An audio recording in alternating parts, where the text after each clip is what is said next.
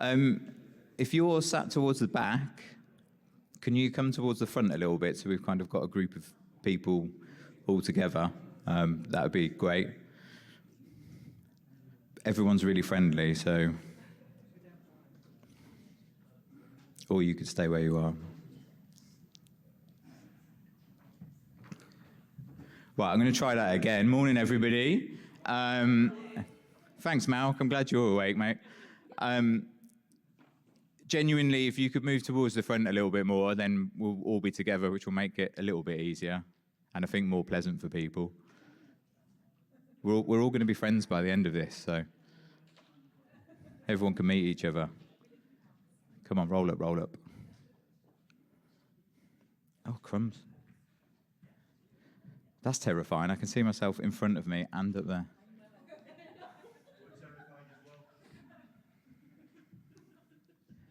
It's the love and support from Malcolm that I came all the way to Japan for. Thanks, buddy. Right, let's start then. So, konnichiwa, Osaka. I think I got that right. Distinguished guests, guest friends, and friends to be. It's a really great honour to be here. And I'm sorry that we brought the rain with us from the UK, but I do appreciate you organising the weather to make us feel at home. Look, before we begin, I just want to say this. I think that now, more than ever, occupational safety and health is vital. We're at a time where workers' rights, their health, safety and well-being are being threatened by world leaders who dismiss the value of what we do, that purge the very institutions designed to protect employees and society. And sadly, organisations take their lead from world leaders, and their employees are at risk as a result. We must stand strong and firm in our resistance. We must speak for those who do not have a voice, and we must protect the most vulnerable. We must ensure that every single human being in work has a safe and healthy work environment. And that's why events such as this are vital. They're to share knowledge and they're to empower others to succeed. So to help me to do that, I've got some panellists, which you'll be glad to know because you don't have to listen to me for all of it. So my first panellist, Kathy Seabrook, come on up. Give her a little hand, or a big hand.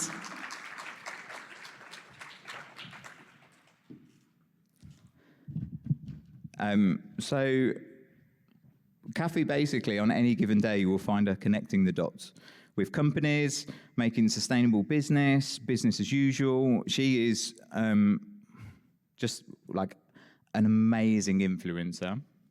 And just has a plethora of stuff that she has done. But things like leading a US ISO delegation on safety, health, and sustainability.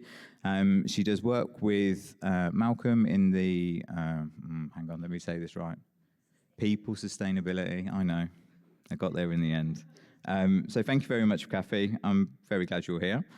Second to help us along the way is Vanessa Harwood-Witcher. She's the Chief Executive of IOSH. We'll give Vanessa a hand. You can come up as well. Come on. We'll get you all at the front.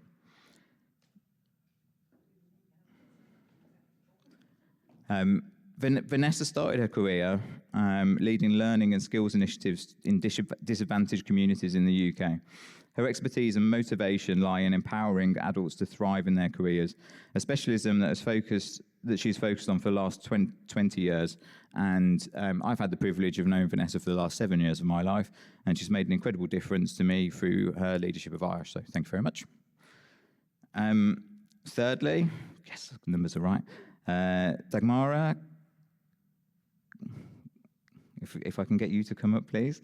So you are a seasoned partnership and business development professional with expertise spanning philanthropy, it's easy for me to say, the private sector and development finance. So thank you very much. Welcome.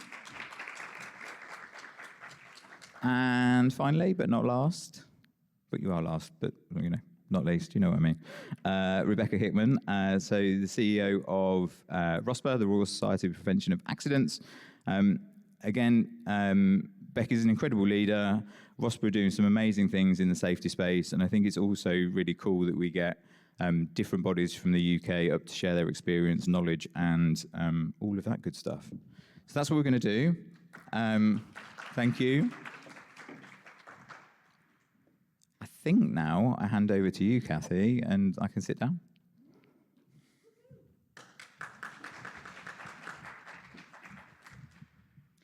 Ohio gozaimasu.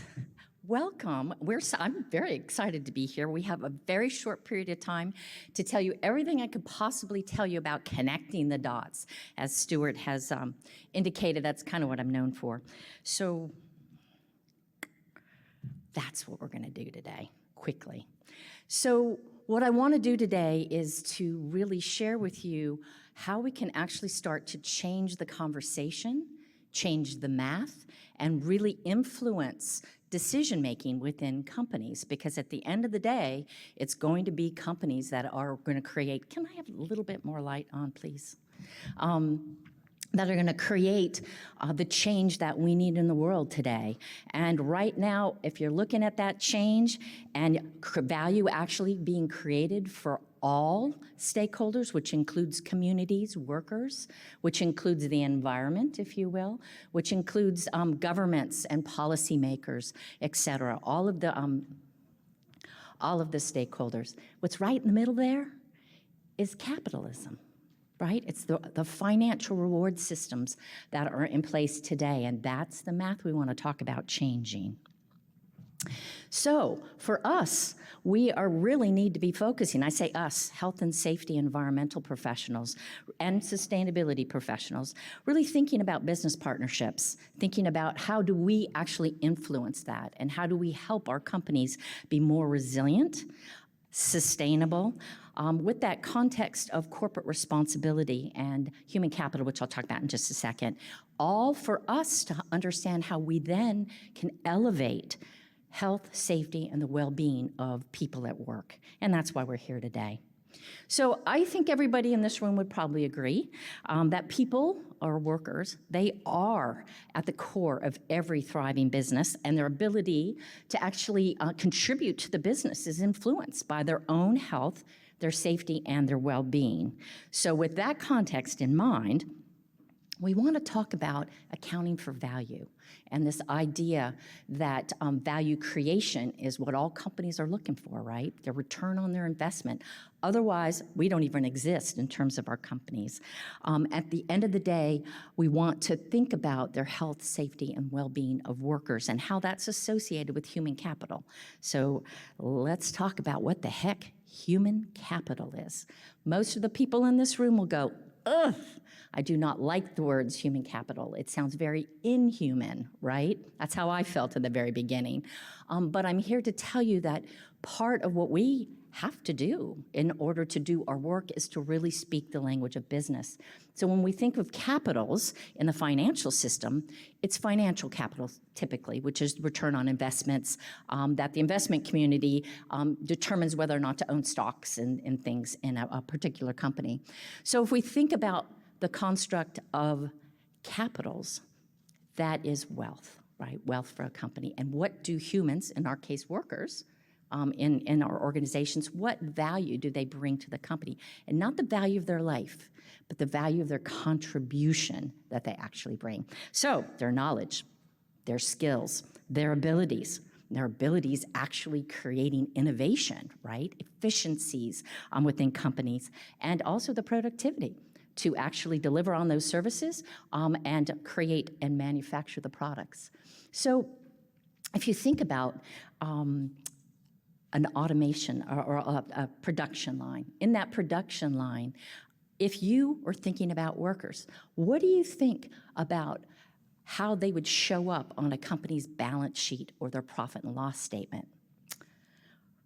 A cost, right? Workers, employees are always a cost. And interestingly enough, if you think about if you replace those employees with automation, a robot, for example, or any kind of robotics, that all of a sudden becomes that robotics become an asset to the company. Now, I don't know about you, but there's something wrong with that picture, right? So what we want to do today to start to change the conversation, the math, is to start to think about how should employees, workers, how should they show up on the bottom line? So, an example, in probably every country, employee retention is part of the metrics that are reported in on an annual report of any company. So Dave Stangus, who is a Chief Sustainability Officer, you'll know him by brands like Campbell's Soup, Intel, the chip manufacturer, he was their first sustainability officers at those organizations. So there's a book that was just published back in August I helped co-author, and I interviewed him. And asked him about, how do you tie workers and sustainability and health and safety together? And he said, here's what I did when I first went to one of his companies. He brought the whole leadership team together. So we had the finance people, we had the legal people, we had this was all the C-suite, we had the health and safety folks, we had HR and operations. And he said, okay, let's talk about employee retention. What does that mean financially to the company? So the HR manager rose her hand and she said, well, to onboard a entry-level administrative person to our company, it costs us $6,000 US. My apologies, I don't know how that translates to yen, but it's a lot of yen also. And so he began then to say, oh, all right, so we can actually monetize and understand the value of retaining our people. And that doesn't even include retaining people that are very productive, are innovative. So that was where he started. And I share this with you because this is where you can start to put people as an asset, right? You can actually monetize the value of the contribution of the people. So I just want to introduce you very quickly, because I have just a few minutes here, this construct of True North. So bottom line, this just means that a company actually thinks about the math.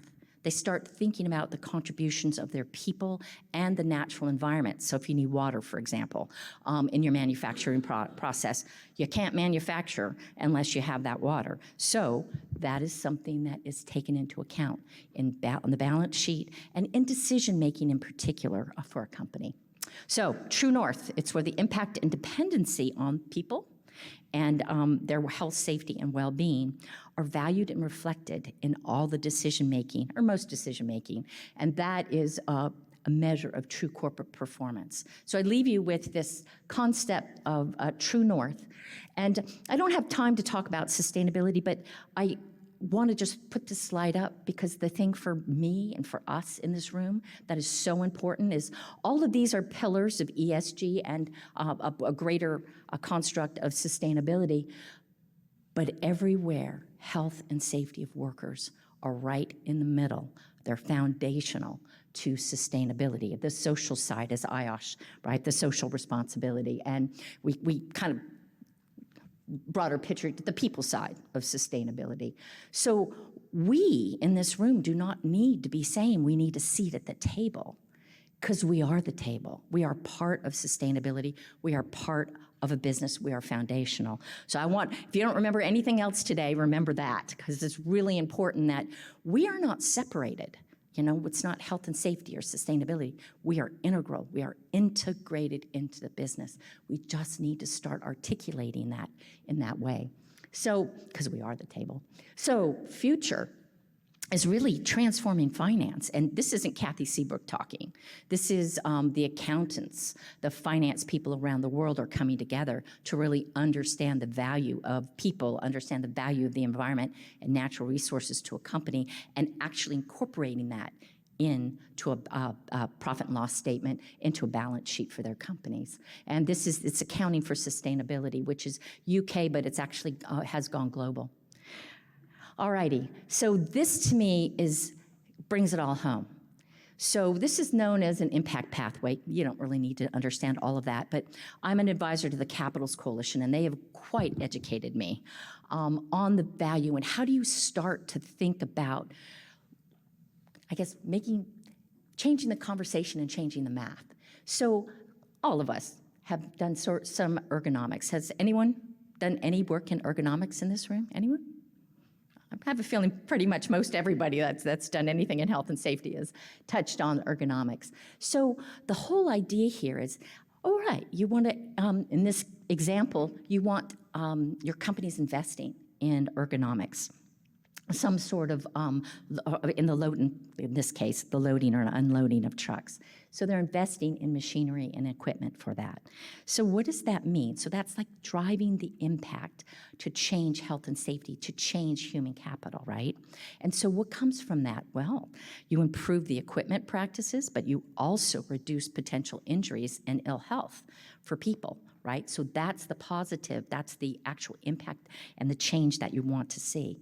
But here's where the math starts to look a little differently.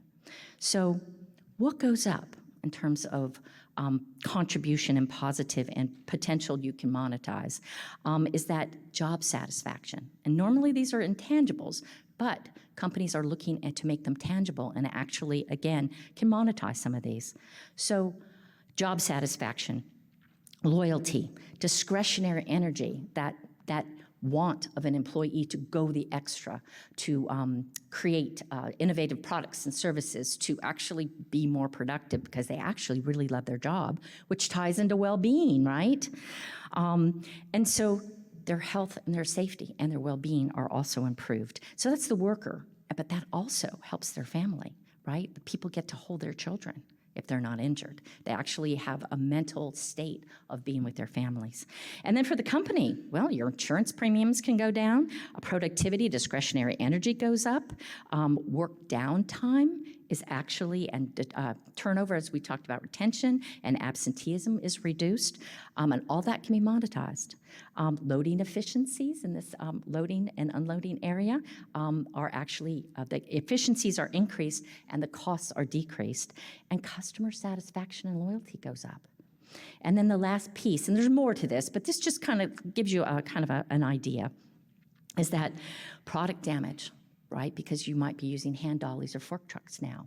You reduce the product damage. Who likes that? Your customer, right? No damaged goods. Also, the loading time and the shipping time can be reduced, as well as business continuity as they are part of your supply chain go up. So I'm going to skip this.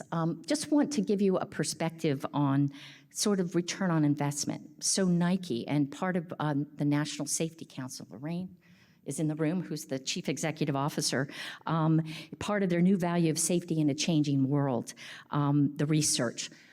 Nike was interviewed and they shared, because they went through this impact pathway that I just shared with you, and they were implementing a global supply chain initiative, and the finance people said it was $6.65 million US to their bottom line for implementing that initiative. So even the folks in Nike went, really? But Nike understood reputational risk, and they actually could put $1 to that. So you think that that changes some of the decision-making as to whether or not to implement that global initiative? Yes. So I want to conclude here by talking about, and bringing us back, that in order for businesses to change that financial reward system, we need and they need to change the language of business, changing the conversation, looking at different ways to change the math, so there's value created for all stakeholders, workers included, and communities, families, and the greater environment outside of the organization. So with that, I would put forward to you that the future is about transforming finance to make sustainable business as usual. And with that, arigato gozaimasu. Thank you very much.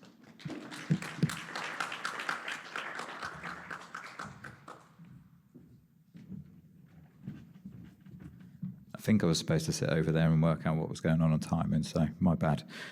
Kathy, thank you. I always love this idea of the true north, and actually if we can start to talk the language that business understands in terms of impact and value, then we're going to have more impact and add more value. So really lovely way to start that off. Vanessa, I'll hand over to you, and I'll muddle my way over there. Oh, thank you, Stuart. Thank you, Kathy. Well, this morning I'm going to talk a little bit about realising the potential for occupational safety and health to deliver socially sustainable workplaces. Social sustainability and social economic activities depend absolutely on creating and continuing safe and healthy work. We know good occupational safety and health is important. The ILO declared occupational safety and health to be a foundation of sustainable development. However, too often, the transformative solutions that OSH offers, how it enables sustained progress across societies, economies, and communities, are overlooked in sustainability conversations. So today, let's change that narrative. We really do stand at a watershed moment. Workers worldwide are becoming more vulnerable than ever before. Precariousness and disruption create new hazards, while social and health inequalities, climate change, and other systemic pressures compound existing risks. The statistics are stark. Despite global commitments to the Sustainable Development Goals, we are seriously off track in meeting SDG 8, ensuring decent work and economic growth for all by 2030. Millions of workers remain trapped in unsafe, unfair, and exploitative conditions. This is just unacceptable, and it's fundamentally unsustainable. Consider a group of construction workers facing extreme heat due to climate change, the textile worker in informal employment without basic protections, unable to take time off when sick, or the agricultural worker exposed to increasing chemical hazards, and even educated professionals whose jobs are displaced by new technologies, leading them to seek casual jobs offered and managed by algorithms via gig work platforms. These aren't just isolated cases. They represent a systemic vulnerability that threaten the foundations of sustainable development. History shows us that bold, systemic approaches to OSH can deliver transformative results across diverse economic and cultural contexts. The United Kingdom's goal-setting, risk-based health and safety regulatory system, introduced 5 decades ago, empowered professionals to find solutions and led in part to a dramatic drop in workplace fatalities and injuries of over 80%. Singapore's integrated strategy, blending strong regulation with industry partnerships, has kept injury rates really low too, whilst supporting rapid economic growth. Finland's focus on worker well-being has not only boosted productivity, but also strengthened social cohesion. Meanwhile, Australia's harmonised safety laws have driven down injuries and fatalities, showing how regulatory alignment can benefit both safety and business efficiency. These examples prove that clear goals, collaboration, and a commitment to continuous improvement can transform workplace safety and health. These examples aren't isolated successes. They represent a global pattern. Countries that prioritise OSH through effective regulation, enforcement, and professional development consistently achieve better development and better outcomes for workers, businesses, and societies. This demonstrates that protecting workers isn't just a moral imperative, it's economically viable and socially transformative. At IOSH, we've worked systematically to demonstrate how occupational safety and health directly supports sustainable development. Our research has mapped OSH's positive contribution to 51 of the 169 targets that underpin the SDGs, including 17 that are directly OSH measures. This isn't theoretical, it's practical.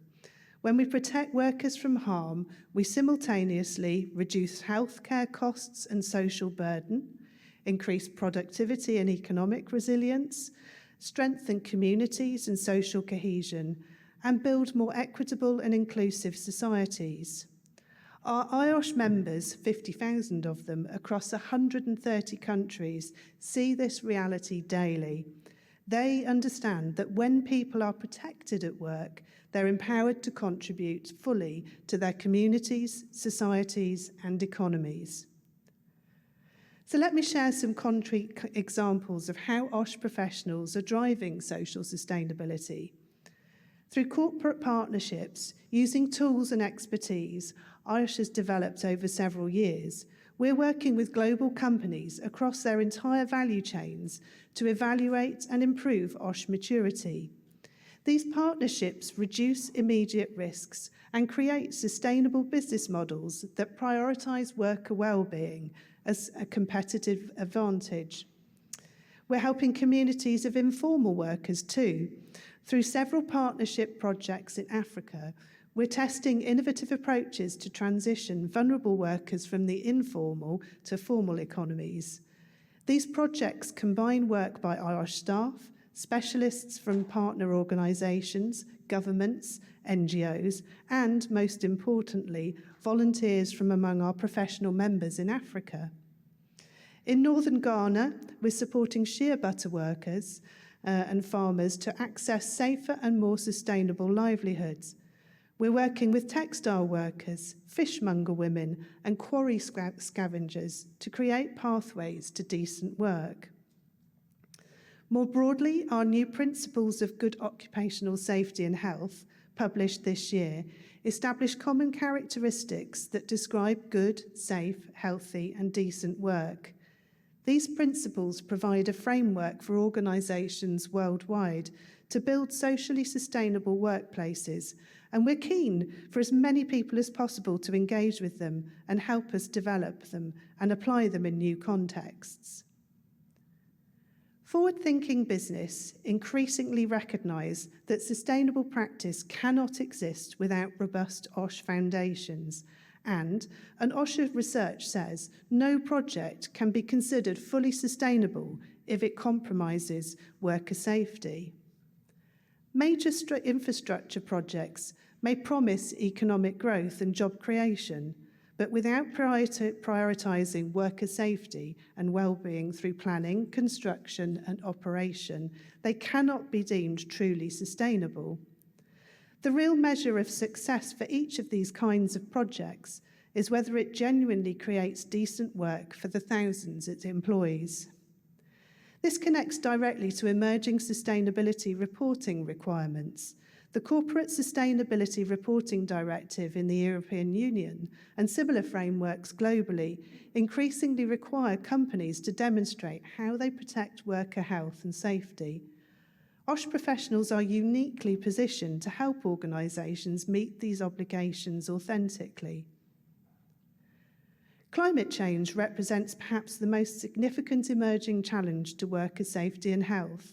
Workers, particularly those outdoors in hot environments or in developing countries, face increased risk from heat stress, extreme weather events, air pollution, and vector-borne diseases. But this challenge also represents an opportunity. OSH professionals can lead in developing adaptation strategies, integrating climate risks into assessments and ensuring that environmental sustainability initiatives don't compromise worker well-being. We must plan for future climate scenarios whilst enhancing our existing practices to protect increasingly vulnerable workers. This week, IOSH is publishing a new online white paper, The Heat is On, Protecting Worker Health and Safety from the Impacts of Climate Change. This maps health hazards linked to climate change, identifies the most vulnerable workers, and sets out steps to protect workers, making calls to action, aiming to achieve holistically safe, healthy and sustainable work for all, regardless of climate change effects. And it includes useful international case studies that reinforce its messages and advice. We'll share a link with you and encourage you to take a look. The future of work doesn't have to be unsustainable, though. Preventing harm, protecting workers, and promoting good work offers a deliberate, measurable, and meaningful way to improve lives and livelihoods.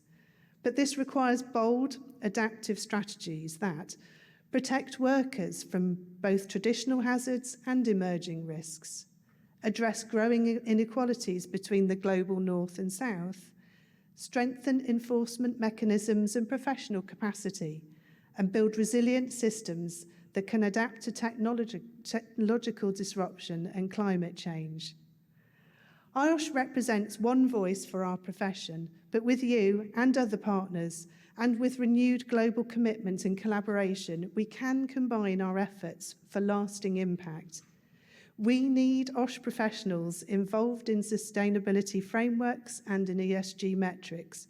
We need business to embed OSH practices through their supply chains. We need governments to ensure that climate policies protect workers as they protect the environment. Most importantly, we need to recognise that social sustainability isn't an add-on to environmental and economic considerations. It's absolutely fundamental to them. So in conclusion, the ILO's 2022 declaration established a safe and healthy working rule as a fundamental principle and right at work. This isn't just about compliance. It's about building the foundation for sustainable societies. Our vision at IOSH is a safe and healthy world of work. This vision drives our mission to create lasting, positive change that builds progressively better outcomes for as many of the world's workers as possible. The path to realising this vision runs directly through the sustainability agenda. When we make workplaces safer and healthier, we create the conditions for social sustainability. When we prioritise worker well-being, we build resilient economies and thriving communities. The future of occupational safety and health within the sustainability agenda is more than protecting workers. It's about creating the foundation for a sustainable world. Let's seize this moment to show that OSH is indispensable to the future we're building together. Thank you.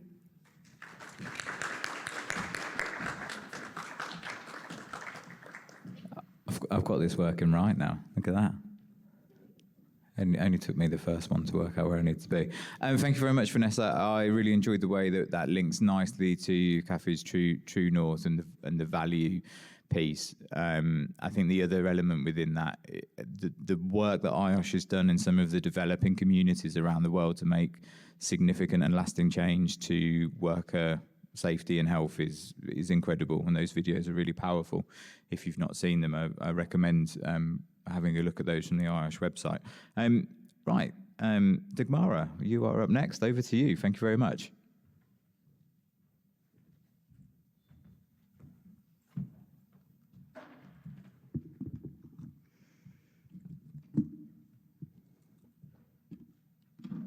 Good morning, everyone. My name is Dagmara Karbowska. I'm a Senior Program Manager at Lloyd's Register Foundation, a global safety charity with a mission to engineer a safer world. I'm going to spend the next 10 minutes to give you a somewhat different view of safety in the context of sustainability, and then I'm going to also give you 3 examples of how you, as safety professionals, can put yourselves in the center of sustainability discussions. And it starts with the title of my presentation, Safety as Enabler of Green Transition. What do I exactly mean by that? The world is not a safe place. I have chosen this picture because it shows emerging risks that are experienced both by communities as well as the workers in their workplaces.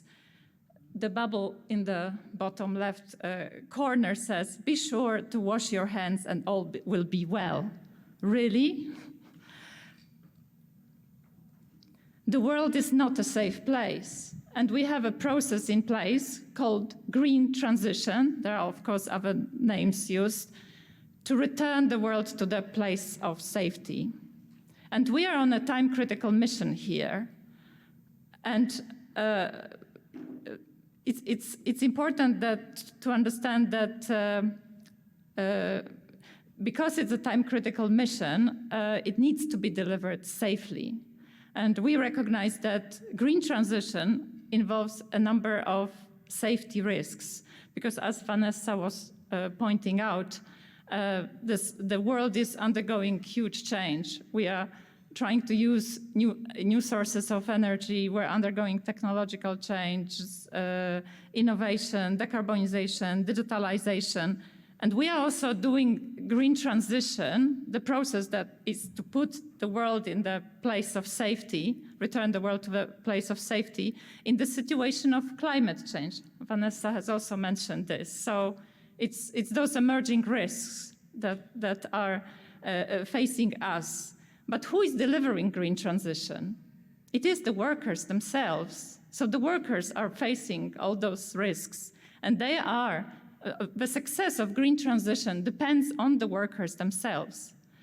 That's why I wanted to tell you that you as safety professionals, you play a key role in supporting the workers to deliver green transition safely and return the world to the place of safety.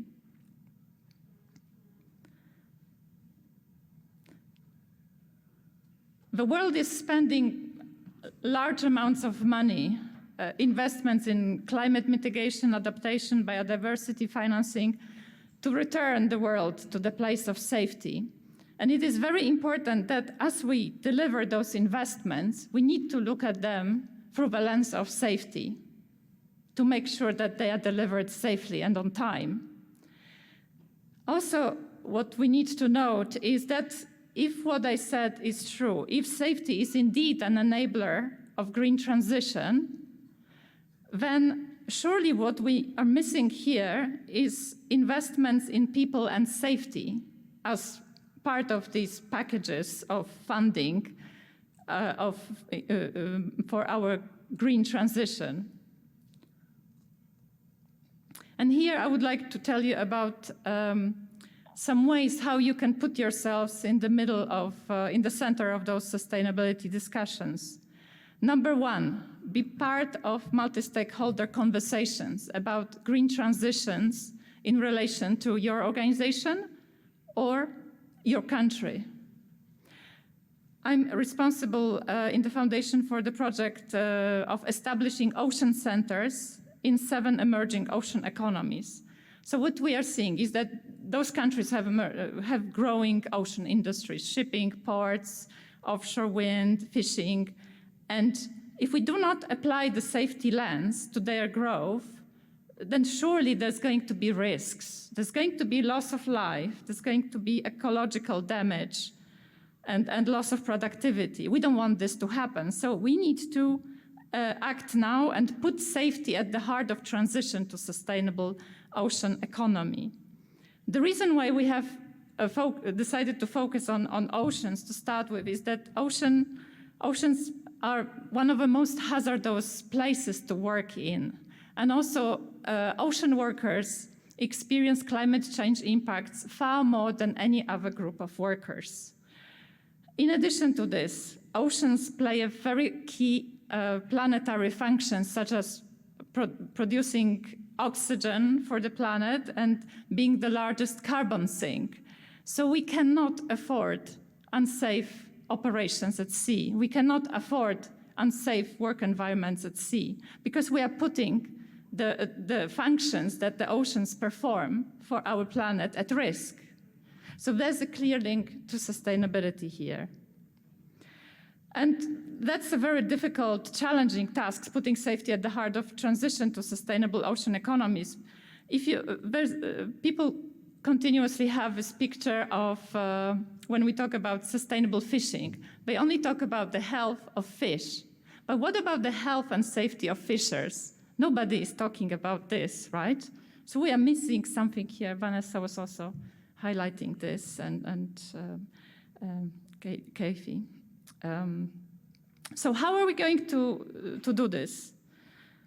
Our approach is to put together organizations that can help understand safety needs and challenges, together with those who have the ability to make decisions to improve safety. So only in the last 2 weeks, we have had local launches of those ocean centers in India, Philippines, and Indonesia. And what we are trying to do is try to put different ministers of different departments in the economy for different parts of ocean economy together and to have these conversations and also hear unheard voices, hear NGOs, trade unions, different associations, also finance, and of course companies, the businesses at the center of it all. So that's the multi-stakeholder dialogue, and I would encourage you as safety professionals to put yourself at the center of this dialogue, because actually we, as part of Ocean Centers, we are looking to catalyze safety leadership in those countries and pick up the brains of safety professionals. How can we deliver this emerging ocean economies safely in those countries? And OSH professionals cannot do it on their own, because there's an ecosystem of organizations, and each of them contributes in different ways to improving safety outcomes. So we need to recognize this, that OSH professionals need to reach out and work with other professionals. So I don't want to create new concepts here, but let's think about the concept of multi-stakeholder governance of safety outcomes, or safety learning culture on highest levels of governance, to see how we can see through these green transitions in a safe way. Number 2, work with engineers.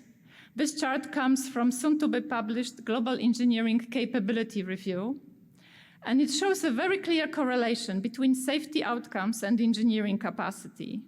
So if you have a country that has very ambitious green transition targets, lots of investments being planned in new infrastructure, new industries, this country needs to have a look whether they have the relevant safety and the engineering capacity and capability to deliver this green transition safely. Secondly, by working with engineers, there's an opportunity of planning out safety risks and designing them out at the early stage. Because we were talking about all these emerging risks, and also understanding better the human interface between infrastructure, people, and environment, because it's not just about people. Thirdly, use safety evidence. Evidence is a collective knowledge of the nature and scale of safety challenges, as well as what works to address them. So what we have found in the foundation is that safety professionals, practitioners, and policymakers, they do not have access to sufficient high-quality safety evidence to make better decisions about safety. And sometimes this is because there isn't evidence, simply, or sometimes it's because it hasn't been collated or communicated in the way that is understandable and actionable.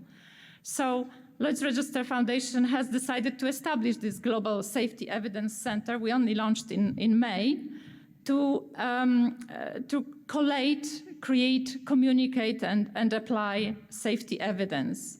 It's a hub for anyone who wants to understand how to improve safety and at what works to improve safety.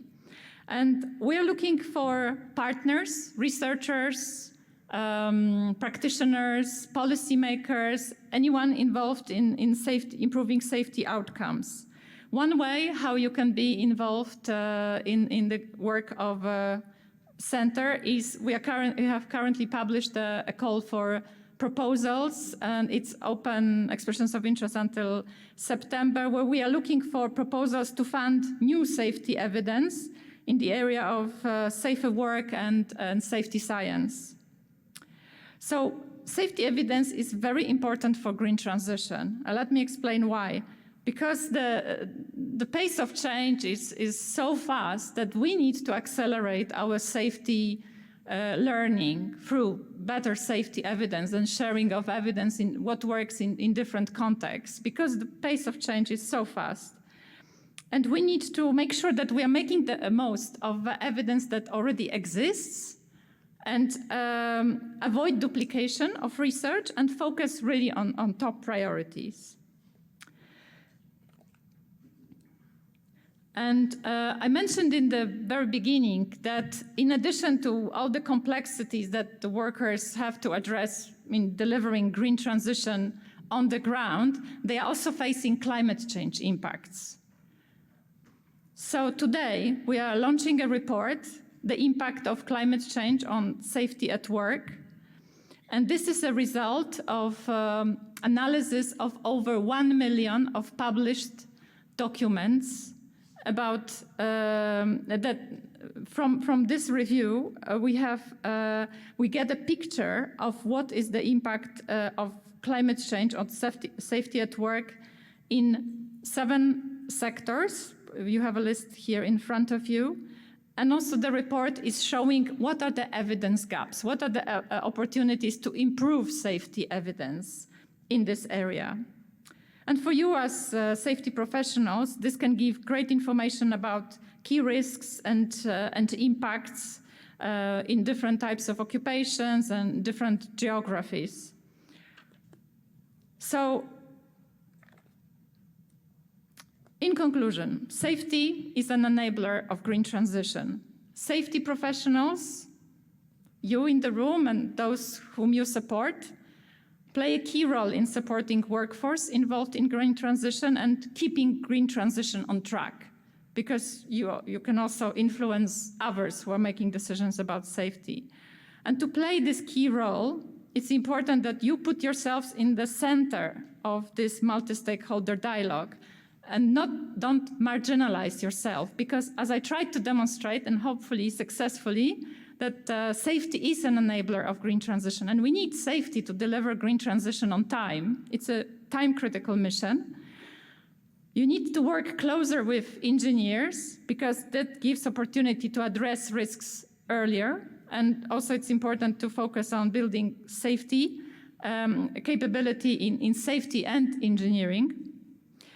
And last, use safety evidence to find out what works, what is effective, and what is cost-effective. And this is for your own work as well as to influence others.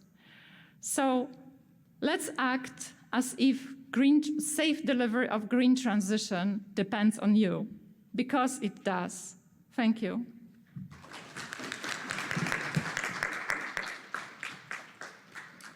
Thank you very much, Tamara. I think if you're a safety professional, you don't think climate change is part of your work, hopefully that's changed your mind. There isn't an industry that's not going to be impacted by climate change, and there aren't any industries that don't need a safety lens. So the two are really well married together. Super cool. I'm going to come and talk to you because I've got somebody to introduce you to on using safety evidence. Use safety evidence, like if that's one thing that just really resonates with you. We need to make sure that we're working on the things that work, and safety evidence is one way of making sure that we do that as a profession. So really enjoyed that. Thank you very much. Becky, over to you, please. Good morning, everyone. This is the last speaker slot before we mix things up a bit, I think, so bear with me. Genuinely, it's a privilege to be here today. I'm Becky. I'm the Chief Executive of the Royal Society for the Prevention of Accidents, or ROSPA, as we're more commonly known. I'm going to mix it up a bit now, but I think the point of us coming together is to challenge our way of thinking and to consider some new concepts, so I hope that you're here with me for that. The stark truth is that for almost all of us, driving is the most dangerous thing we do all day.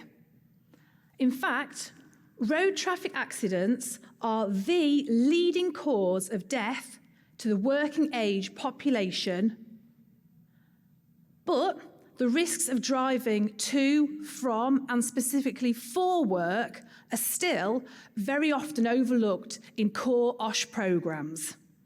So today, I want to talk about the fact that fleet safety is not just an operational concern, it's a central pillar of sustainability, workforce resilience, and human capital management. If you just think about the word sustainable, for something to sustain, that means that it has to be able to maintain itself, it has to continue. And the skills that we teach those who drive for work, they're genuinely life skills, People take them home to their families, to their communities. They cascade, they have this ripple effect. They continue to become an investment in personal safety, public well-being, and long-term resilience. And that, I think, is a powerful expression of people's sustainability. Just a quick bit about us as an organisation. We're a not-for-profit organisation, and our patron is His Majesty King Charles III. For over 100 years, we've worked to reduce harm and save lives. We help governments and organisations embed accident prevention into everyday life because we don't accept that accidents are in some way inevitable. We've done things like created the Highway Code, which is the comprehensive set of rules and regulations and guidance that govern how people use the roadways in the UK. We were responsible for the laws that made the use of seatbelts mandatory, equally the ban on handheld mobile phones. And today, we work globally with partners to influence safer systems, and we focus not just on the workplace, but on the whole person and their whole life. Rightly, the sustainability conversation often defaults to climate and carbon issues.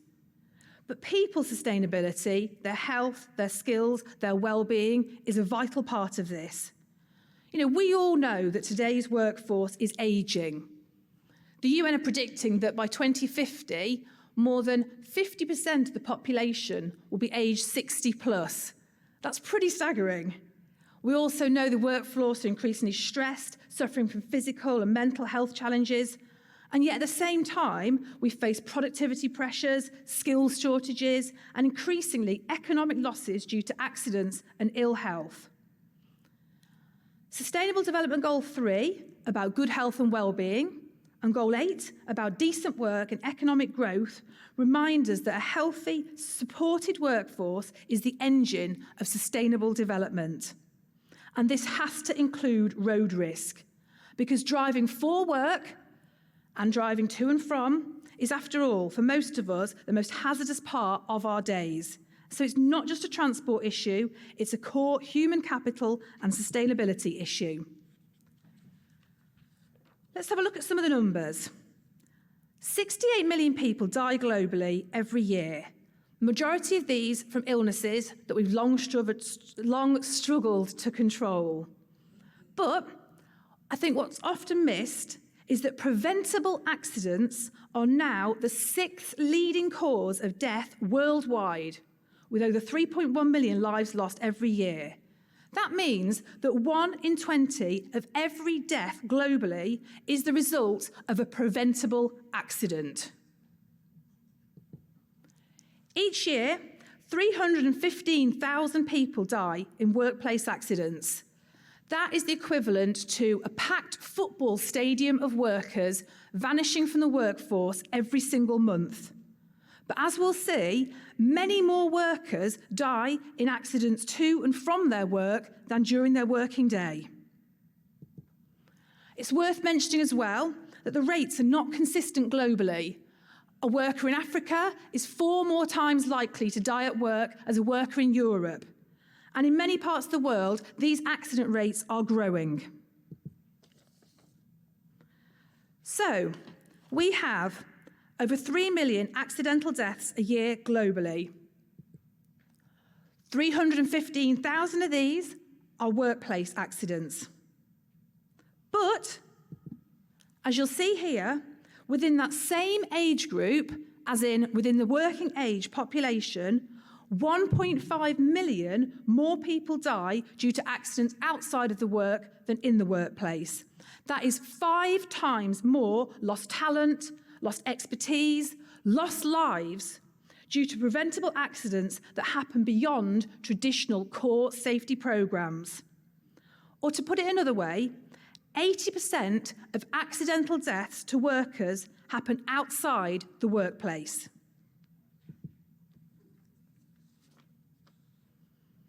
And the deadliest risk is road risk.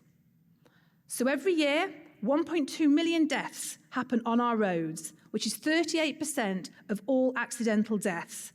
Plus, there's around 20 to 15 million people injured every year, sometimes with life-changing injuries.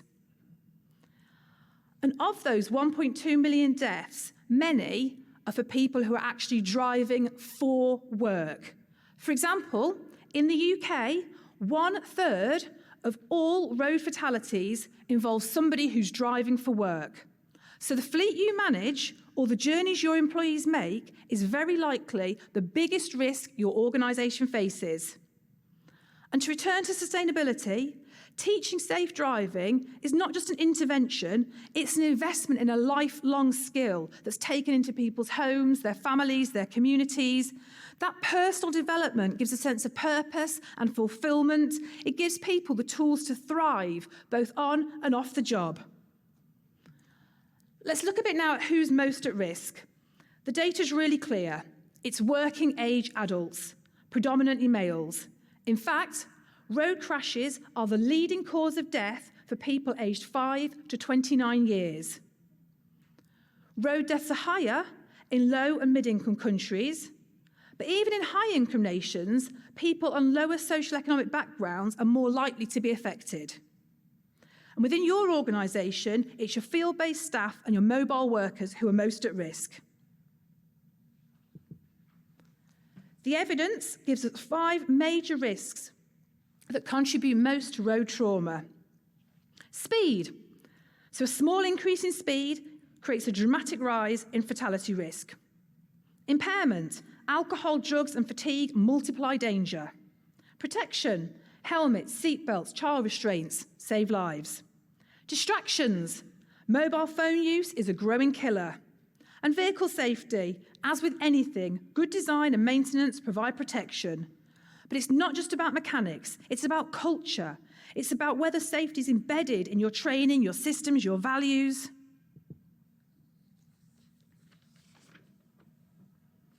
Because when you embed road safety into sustainability programs, you create enduring cross-sectoral value. Unlike many OSH measures, safe driving is a life skill. It follows your people home, it protects their families, and it ripples into their wider communities.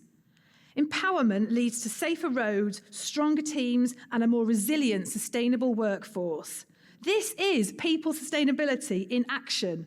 It supports Sustainable Development Goal 3 by reducing injuries and mortality rates, and Sustainable Development Goal 8 by ensuring decent, safe, and productive work. I'll give you a powerful example. TriStar are a fully integrated energy logistics provider. They operate in 21 countries and they're long-standing RoSPA Health and Safety Award winners. They have proven how embedding road safety into sustainability isn't just ethical, it's operationally smart. And they're a leading example of what's possible when leadership, technology, and systems come together. Their philosophy is that all accidents are preventable and human behaviour is the key. They use the 4 E's, so education, things like recruitment, training, reinforcement, engineering, high vehicle safety standards, regular maintenance, enforcement, real-time monitoring, fatigue detection, evaluation, performance tracking, alcohol and drug testing, robust recognition schemes. All has resulted in 554 million kilometres travelled with 0 fatalities and 135 million safe man-hours. It's about safety, the culture, the systems, and the leadership. To conclude, vision into action, 5 key takeaways. The first one, fleet safety is people sustainability. It protects your workforce, supports Sustainable Development Goals 3 and 8, and builds resilience. Driving is the most dangerous task many employees face, especially mobile and field-based roles. Safe driving is a life skill that has a sustainable impact beyond work, shaping communities and families. The systems approach works. As the TriStar example shows, when leadership, investment, and culture align, real change happens. And fifthly, embed road risk in your sustainability agenda as a core KPI. Form strategy, invest in skills, measure progress. Because when we invest in people's ability to drive safely, We're investing in their ability to thrive on the road, at work, and in their lives. Thank you.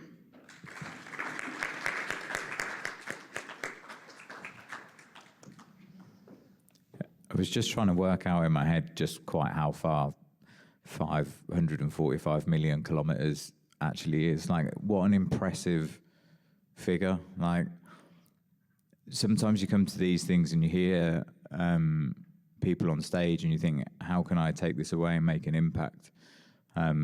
There's one straight away, like really, really powerful. And yeah, like not just the people that you teach to drive safely, not just their families, but all the other people that are impacted by people on the road. That was really powerful. Thank you. Two bits of order. One, has everybody got Slido on their phone? Does everybody know what Slido is? It's like a little engagement tool. If you haven't got Slido, just go find it in the App Store or whatever the Android version is, because we're going to do some questions with it in a minute.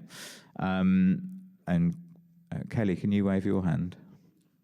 This is Kelly. She's our president of IOSH, and she's going to be rapporteuring, which means she's going to be listening to the kind of discussions and engagement that happen in and around it. But before I get into that, I want to do a little Q&A with our esteemed panel. And I'm going to start with Kathy, because I'm hoping that you're going to bring it all together by joining all the dots, because that's what you're famous for. And I wondered, after hearing all of that, how we feel about health, safety, and is it always sustainable? And how do we bring what we've heard from you in terms of finance, what we've heard from Vanessa in terms of how we prepare the OSH professions, what we've heard from Dagmar in terms of this green transition, and then a really concrete example on road safety. Like, how do we weave all of that together to make the change? Easy question to start with. Can you hear me? Yes. Well, thank you. I really appreciate the confidence that you have in me connecting the dots, or joining the dots, as you say. For me, I've learned today by a lot of the threads that are connected here, the construct of climate change and ISO. I've just been involved on their occupational health and safety risks arising from climate change. So that's a standardization if your companies are involved in ISO 45001. And we have IOSH, and we have Lloyd's Register Foundation, and we have ROSPA, but specifically 2 documents that really are going to help us. And I would really drive home this construct of, we have policymakers, right? We have governments. We've got the CSRD that's coming out of Europe. So we've got, and that's for the investment community. So when you think about the investment community and for companies, you know, I drive this all back to for me, the very beginning. It's business that is really going to drive the change, the actual implementation of this transition. And that's where we are. That's where most of us sit, unless you're part of the policy making. So we're all driving in the same direction. This is for ROSPA, pun intended. And I know National Safety Council, in the US, you have been doing a lot in terms of road. And I mean, Becky, you really just drive it home, right? And so for me, it's all about integration, right? We together have to really start talking this language of business. So capitals, human capital, natural capital, financial capital, and really, and I think it was both Vanessa and Dagmara both really talked about how we really need to engage the entire C-suite and not tell them, but ask really good questions, because the answers are going to come from them. And as all of us know, if you ask a question and the answer comes from them, it's going to stick, right? They're going to actually, it's experiential learning. So for me, connecting everything together, it's about business partnerships, it's about integration, it's about us being foundational, and that every person, your influence has impact, and sometimes you don't even know that. So I would leave you with that concept that your influence has impact no matter where you are, wherever you are in your organization. Hopefully I did something to help you. I mean, I feel better already, Kathy, thank you. Vanessa, IOSH is in the business of safety and in the business of making safety professionals better. And I wonder just what's resonated from the talks that kind of weaves into where IOSH sits with this. Thank you. I mean, it's quite mind-blowing, I think, the sort of volume of information that we've had this morning. Obviously, we're focused very much on our safety professionals, so not just our 50,000 members across the world, but anybody who works as a practitioner of occupational safety and health. So I think a lot of what's been talked about today really is about trying to educate the profession around the importance of understanding, I guess, the ecosystem that they're working in, understanding that sustainability is part and parcel of their job. I think Dagmara talked about that so eloquently. And I don't think all safety and health professionals are necessarily in that mental space of understanding that they're part of something much bigger, and actually they have a really important role to play. So for IOSH, a lot of what we do is around providing materials, providing guidance to help occupational safety and health professionals navigate their way through what is really quite a changing career. Safety and health isn't just about safety anymore. It's so much broader. And of course, IOSH also works in a multi-stakeholder environment. So we work very closely with businesses to try and help understand what priorities they have, how health and safety can kind of impact the business performance. We talked about Nike. It's a really good example of how we've worked with them through their supply chain to do just that. And then right up at government, at regulator, at policy level as a non-governmental organisation. So we sort of fit into that ecosystem that's been beautifully described, and then try and translate all of that back into what difference does that mean to occupational safety and health professionals? What competencies, what education do they need? Thanks, Vanessa. Dagmara, I work in my day job. I work with engineers all the time, and I can attest to their brilliance at finding innovative solutions to safety problems. So I'd encourage everybody to go find your engineers and work with them because they're pretty cool. One, I suppose, how do we help more people find their engineers and work with them? But I think secondly, and perhaps more importantly, how do we break down this barrier for safety professionals accessing and using research? Because I think sometimes it feels a bit impenetrable or hard to grasp. So I just wondered if you could help me and others, hopefully. So the Global Safety Evidence Center, we started with engagement with professionals through RAND Europe, the think tank. They were doing the feasibility work for us. So we've had all these conversations to understand what evidence safety professionals are using and what are the barriers. And the conclusion was that, indeed having this kind of go-to place, where safety evidence can be accessed and it is prepared and verified in terms of quality, yes. And also it's about understanding that we need to build safety evidence capacity also in those local contexts because, we need to connect the global, what we know about nature and scale of global safety challenges with the local context. How it presents itself locally and what works to solve those safety challenges locally. So we need this safety evidence capacity and researchers who are also researching safety in different countries where there are the largest safety deficits.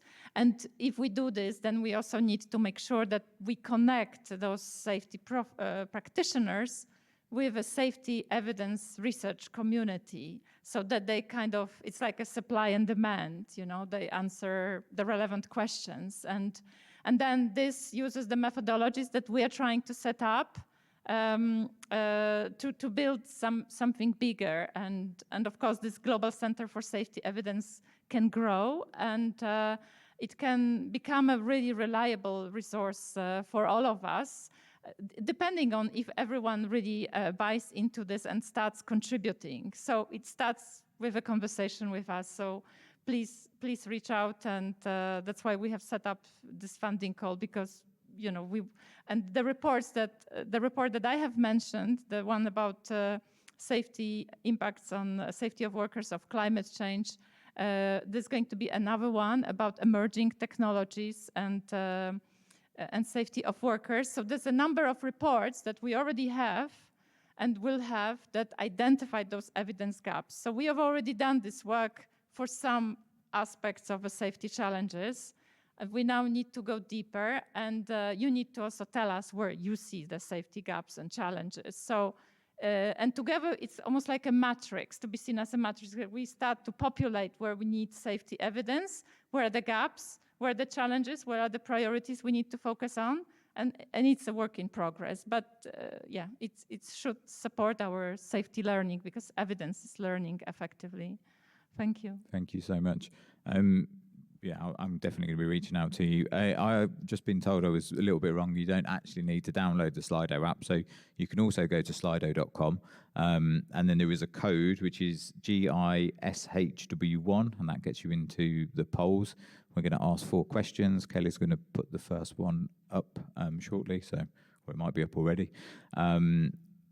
Becky, how do we create many more TriStars? Is this on? Yeah. Good question, Stuart. So what you mean by that is, how do we create many more exemplary organisations? I think there's a couple of things there, and one kind of leads back to what Dagmara was just saying, in that, we talk quite a bit about how do the OSH professionals get to influence at a boardroom level, and we talk about using the language of business to make sure your messages resonate so you can be heard and understood.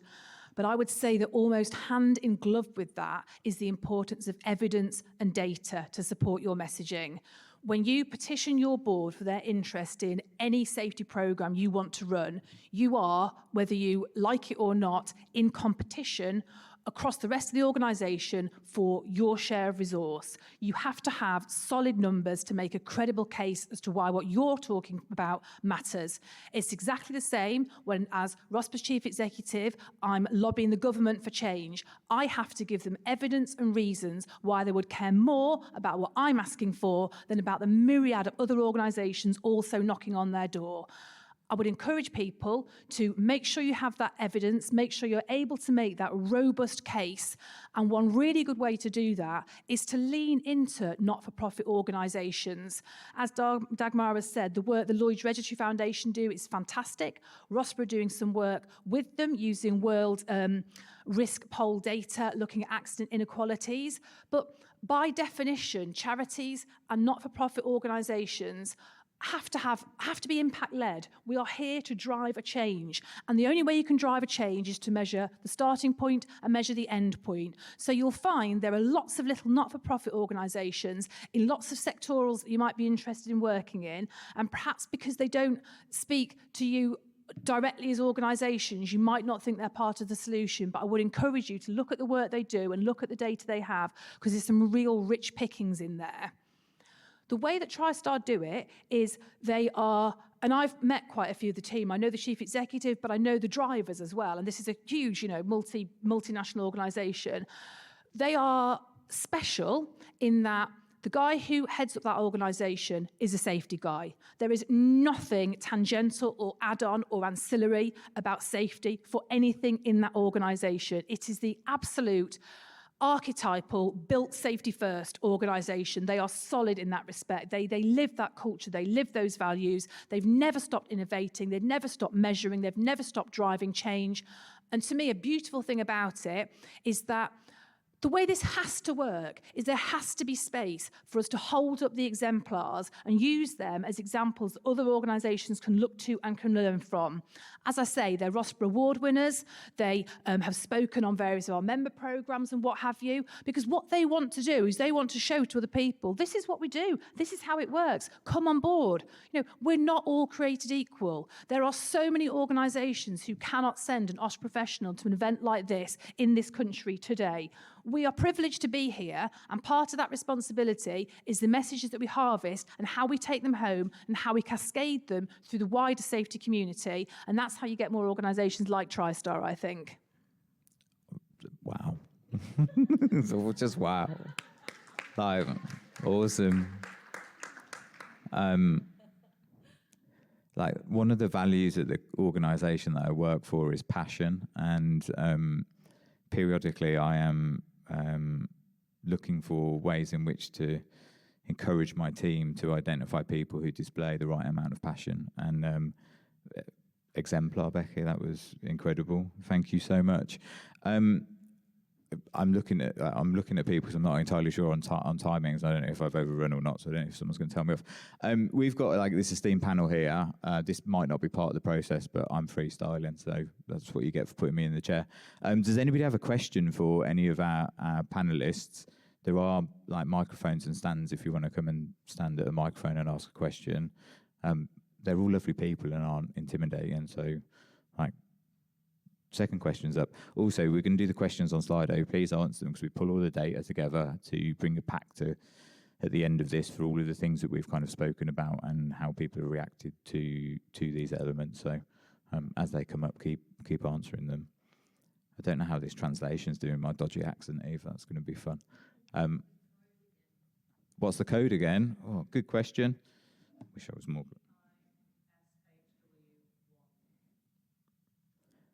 That wasn't my voice, just in case you were confused. That was good, wasn't it? It was very projected. Such a good rapporteur. Does anybody have any? I thought you had a question when you were waving at me. I was excited then. Okay, no questions. Well, I'm going to give everyone a big round of applause and say thank you very much for your time on this.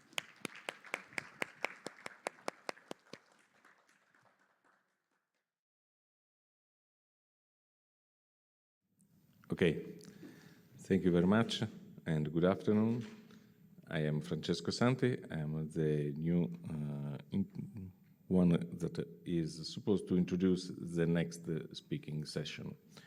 And please remember that if it's possible, we would appreciate if you can give us some kind of support, writing down ideas, topics, questions on the small papers that you have on the table, and if you can prepare them at the end, Kelly will collect them, and so we have some feedback to report to the final activity in next period. So please take part to the activity. This is a workshop, so you are supposed to give us some new ideas, new questions, to highlight some topics that you want to highlight, or you think that it was very well presented and it's worth to be highlighted. So, good morning again and welcome back. Today, so we want to challenge us to think about occupational safety and health in a fundamentally different way. For too long, we have viewed OSH as a compliance checkbox, something we do to meet regulation or to avoid accidents. But from the presentation we already have listened, and from the next presentation, we can say that OSH is actually one of the most powerful tools for building a sustainable future. When we scrutinize OSH through the sustainability lens, we discover something remarkable. The same practices that protect workers today also protect our planet, our business for tomorrow. Every ergonomic improvement, for example, that prevents injury, also typically reduces energy consumption and material waste. So the three pillars of sustainability, people, planet, and profit, aren't separated from OSH. They are inseparable from it. So we go through another presentation. And I'm really happy to call Michelle Garner-Yanna. Michelle Garner, please come on to the stage. And then we have Andresa Hernandez, and Katerina Marozava.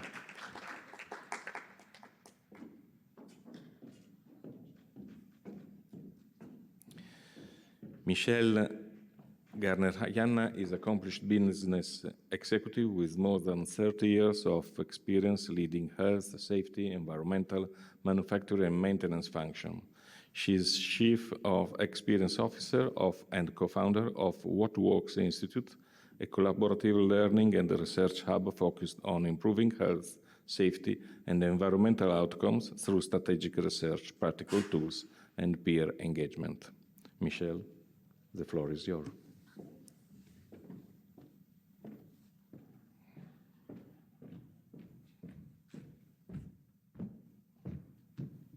Hello, everyone.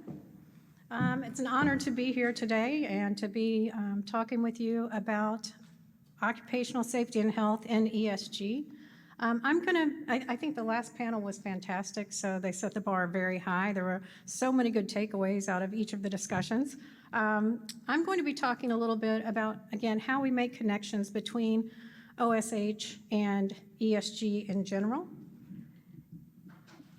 So I'm looking at this in three different ways, and I would be remiss if I didn't mention the good work that Lorraine and the National Safety Council has done on the new value of safety. The report that was published a couple of years ago really made a great foundation for the case between ESG and OSH, and I would encourage you, if you haven't taken a look at that, please do. You can go out on their website and access it for free, but they did a fantastic job of making the case in several areas. So today, I'm really going to focus on three things in particular. The first is climate. So we've heard a lot about that in the last sessions, about why climate is a driver for human risk. I'm also going to talk a little bit about mental well-being and why that's a social imperative and a core imperative when we're talking about sustainability. I'll briefly talk about governance as well, and I'll touch on a couple of different ideas for metrics as we go also.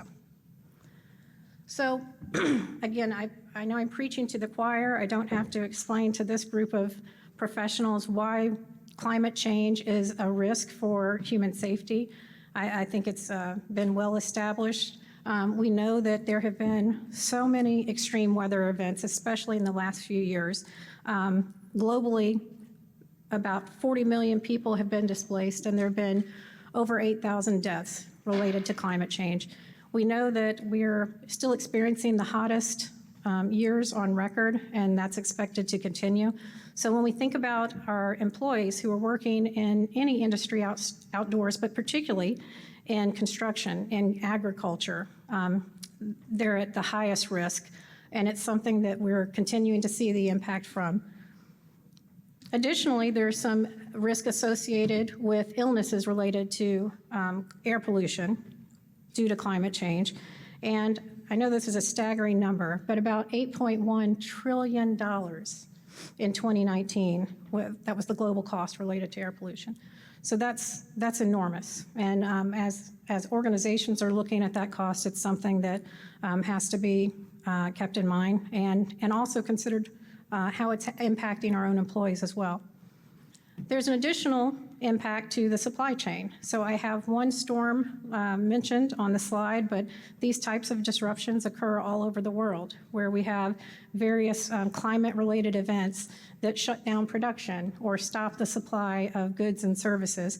Not only does this have an impact on the business well-being and how we produce and function as a corporation, but it also has a tremendous impact on our employees who work in these types of environments. So we know that there is a cost risk as well as a human risk associated with climate change. So how do we measure this, and what can we do moving forward as OSH professionals?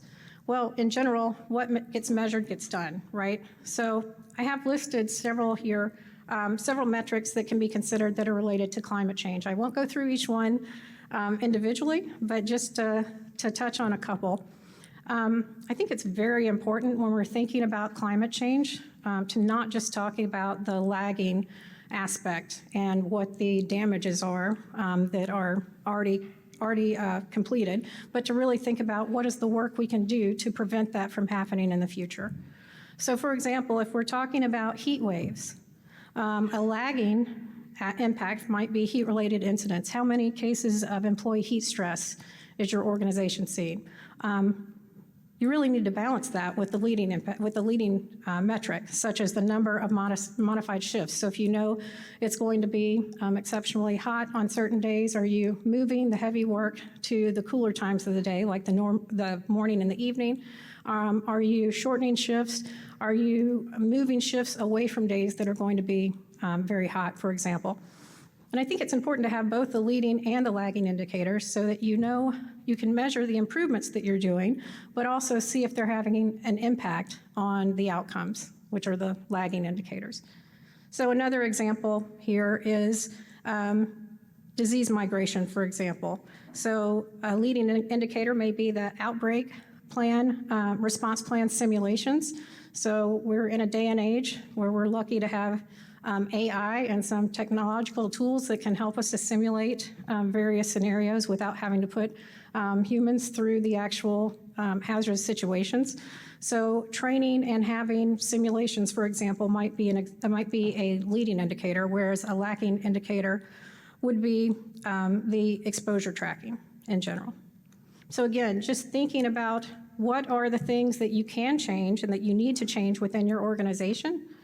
How can you measure the changes, and then how can you measure the impacts so that you can understand whether those changes are effective? So I'm going to switch gears a little bit and talk about mental well-being. And this is really one of those things that it's not as easy to see as physical safety, right? When we're talking about mental health and how our employees are impacted, it's a little more difficult to understand what the risks are and how they're being affected individually. So we know from the World Health Organization that about 15% of working adults have some sort of diagnosable mental health condition. So let's think about that, 15% of working adults. So if we knew that 15% of our working population was potentially at a higher risk for injury, maybe it's because they are distracted, maybe it's because they're having difficulty processing information and, let's say, process documentation, for example. If we knew that 15% of our population was at a higher risk, we'd probably stop and do something about it, right? So I think we know from global data that we have this risk in our work sites, and it's very important that we're considering what we can do to improve that and to ensure that we're providing an environment that makes it as safe as possible for these individuals. Also, the global economic impact is about $1 trillion, according to the World Health Organization. So huge monetary impact from this situation. And then, according to PricewaterhouseCoopers, we also know that about 76% of investors are now considering workplace well-being in their investment decisions. So 76% of investors want to know what companies are doing around mental well-being in general. So if we think about how does mental well-being fit into ESG reporting? Well, we know that the SDGs are very well connected. We heard about that in some of our earlier panel speakers, right?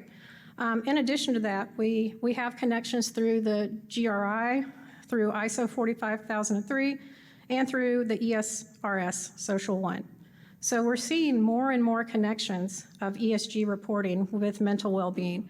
And I would also say, I think a lot of countries are doing really good work in this area. And it's really exciting to hear about that. Last week, I was in an event in Latin America, and I was blown away by the improvements that organizations were making around mental well-being and how structured and systematic they were in their approaches. And the regulatory environment around mental well-being in Latin America is much stronger than it is in the US or some other locations. So I think we have a lot that we can learn from other organizations, but also within other regions of the world as we move forward. So again, what gets measured gets done. What are some indicators, what are some metrics that we could consider around the impact of mental well-being? Again, I won't go through each one of these, but the idea is to combine leading indicators as well as lagging indicators to ensure that you're making improvements and that the improvements are working. So, for example, with chronic stress, an easy way to consider an improvement around chronic stress would be looking at the percentage of employees in high-stress roles who are receiving stress prevention training.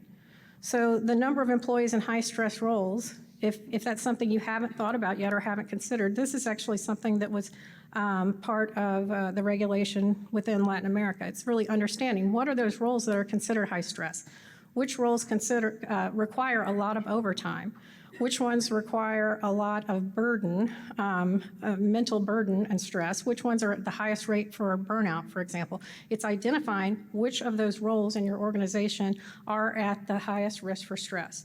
Then a lagging indicator for that might be absenteeism or burnout-related sick leave rates. Similarly, if we look at trauma exposure, a leading indicator might be participation in post-incident psychological debriefing sessions.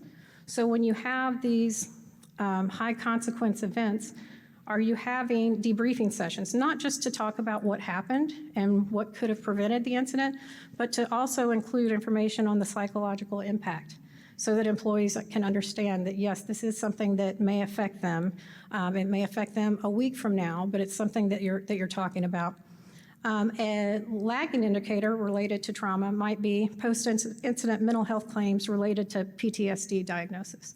So again, it's this idea of having leading and lagging indicators and identifying what are those things that you need to do that will help to move the needle to make things better.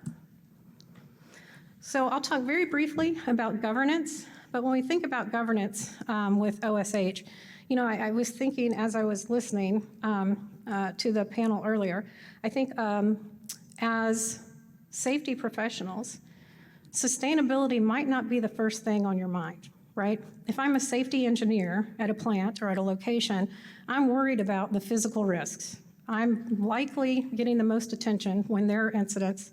And it's your job to make sure that you're preventing those incidents from a physical level. So it's our job as safety leaders and as leaders of organizations to make sure that safety, people in safety and other functions like human resources, like supply chain, like legal, understand why it's important that they focus on sustainability and on ESG as a whole. So a few things that can be done from a governance standpoint are making sure that there's transparent disclosure. So obviously talking about these types of things, whether it's climate, whether it's mental well-being or other topics, talking about those in sustainability reports and making sure that your disclosures for investors have it front and center. The cross-functional accountability. As I mentioned, this is not just a occupational safety and health concern. It affects sustainability teams, it affects human resources, it affects legal, supply chain, and others. So making sure that everyone is coming together to talk about the impacts and understand how they can do their own part to make improvements. Incentive alignment is another option. So, you know, if an organization is able to tie executive compensation to safety and well-being improvements, that's great, right? Preferably not things like incident rate or lagging indicators, but really looking at progress that has been made, then that will help to move that needle.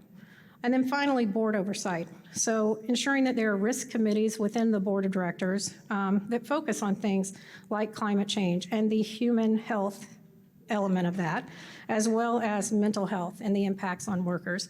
So if we ensure that our boards and our senior leaders of the organization, C-suite, are talking about this, then we're more likely to have improvements moving forward. So finally, the call to action is really to embed and integrate OSH as much as you can into the ESG strategy and into reporting and governance structures. Then to innovate by developing new approaches to measure and improve the conditions. And again, we're at a very nice place in our journey currently with AI and technology tools. We're able to innovate in a way that we have never been able to do in history. So there's a lot of opportunity for creativity and innovation out there around this. And then finally, I think collaborating. There's really not necessarily a reason to reinvent the wheel. We've heard some really good best practice sharing earlier about what at least one organization has done to make improvements in ESG.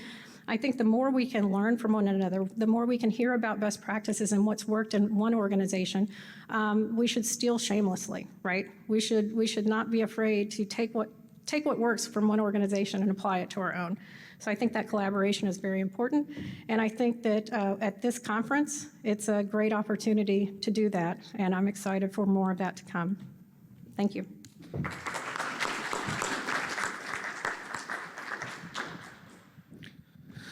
So really, thank you, Michelle, for your presentation and some words that always appear in our discussion, that is metrics, innovation, collaboration.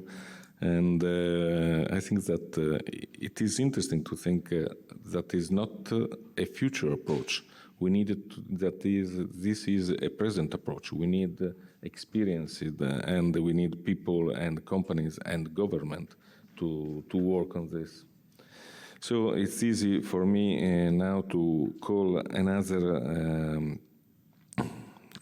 presentation, and I'm sorry because we have some mismatch on the order, so I call now Caterina.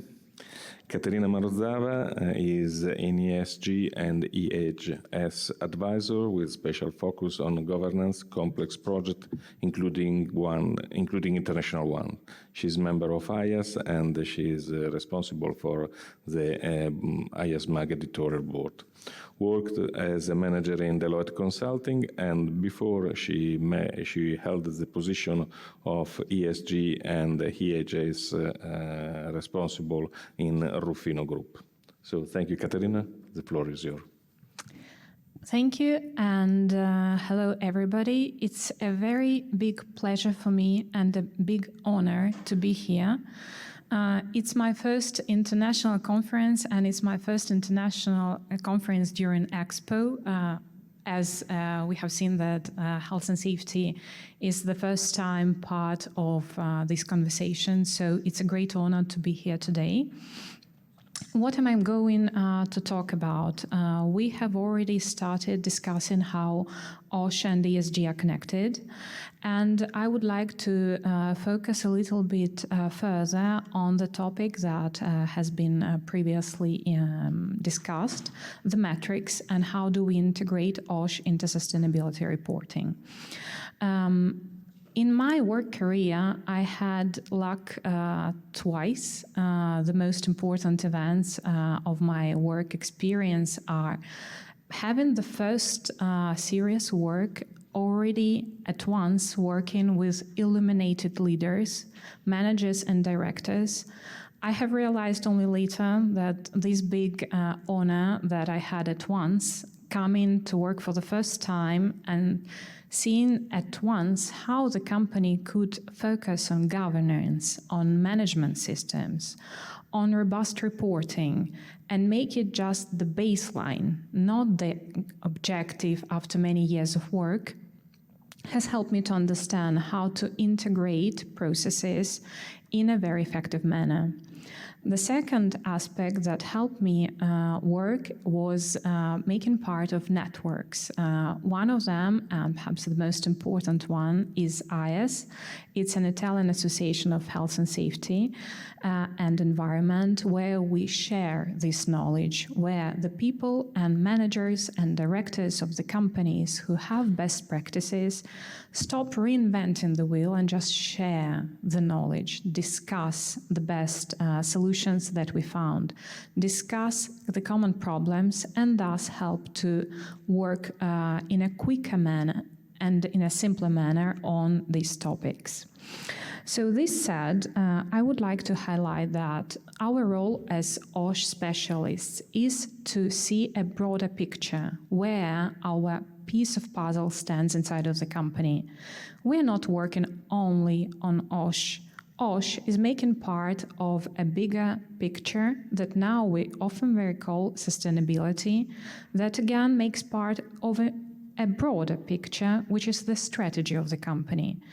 Our role here is fundamental because we can help the companies improve OSH management and support the managers and directors of our companies and international organizations as well with whom we collaborate to boost these topics. So what I'm going to talk about today is, as we said, we need to see this broader picture. And to be able to work in a very good way on OSH, we need also to report on that. Mostly not only for our companies, but also for our value chains. Okay, and we need to get the data. We need to be effective explaining what we do, how we work, what is important in our company, and along the whole value chain. Luckily, we are able to find lots of information on that, not only through networks, but obviously through sustainability reporting. And here, our support can vary a lot as according to how the companies see the relevance of OSH inside of its strategy. And we can understand that reporting on OSH is helping the companies to boost its transparency. It can reduce risks, not only OSH risks, but the overall OSH and operational risks in the company, and it can help us boost the performance. How attentive and how careful the companies are about OSH inside of their sustainability reports obviously depends on the geographical area where we operate and where our supply chains operate. Thus, we need to be very careful about finding all of this information. This is just a quick slide to make a recap of the situation of sustainability reporting. Luckily, in many geographical areas, it's becoming mandatory, and thus our work on OSH finally becomes visible to a broad panel of stakeholders through the sustainability reporting. Obviously, it varies a lot across geographic areas. Some continents or some countries, like Japan, are much further on this work, while others are still improving or starting this work. But according to where we operate, we could understand how important OSH is. And as was mentioned before, we also need to understand where we can get these best practices, where can we get good information, the best practices, the procedures, how can we get access to all of this load of information, and luckily through sustainability reporting we can have part of that. The OSH metrics, we already mentioned some of them. Obviously, the core part is the central part of this slide. It's lagging indicators, and many companies, unfortunately, start reporting on that for the first times only now. But lagging indicators talk about the past, okay? What is done, what already worked, or unfortunately didn't work.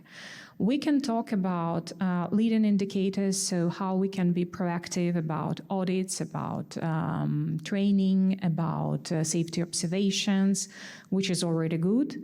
In many geographical areas, there are other, they call them ESG indicators, okay, so a little bit broader picture, which is, again, better than we were doing before, where we start talking about policies.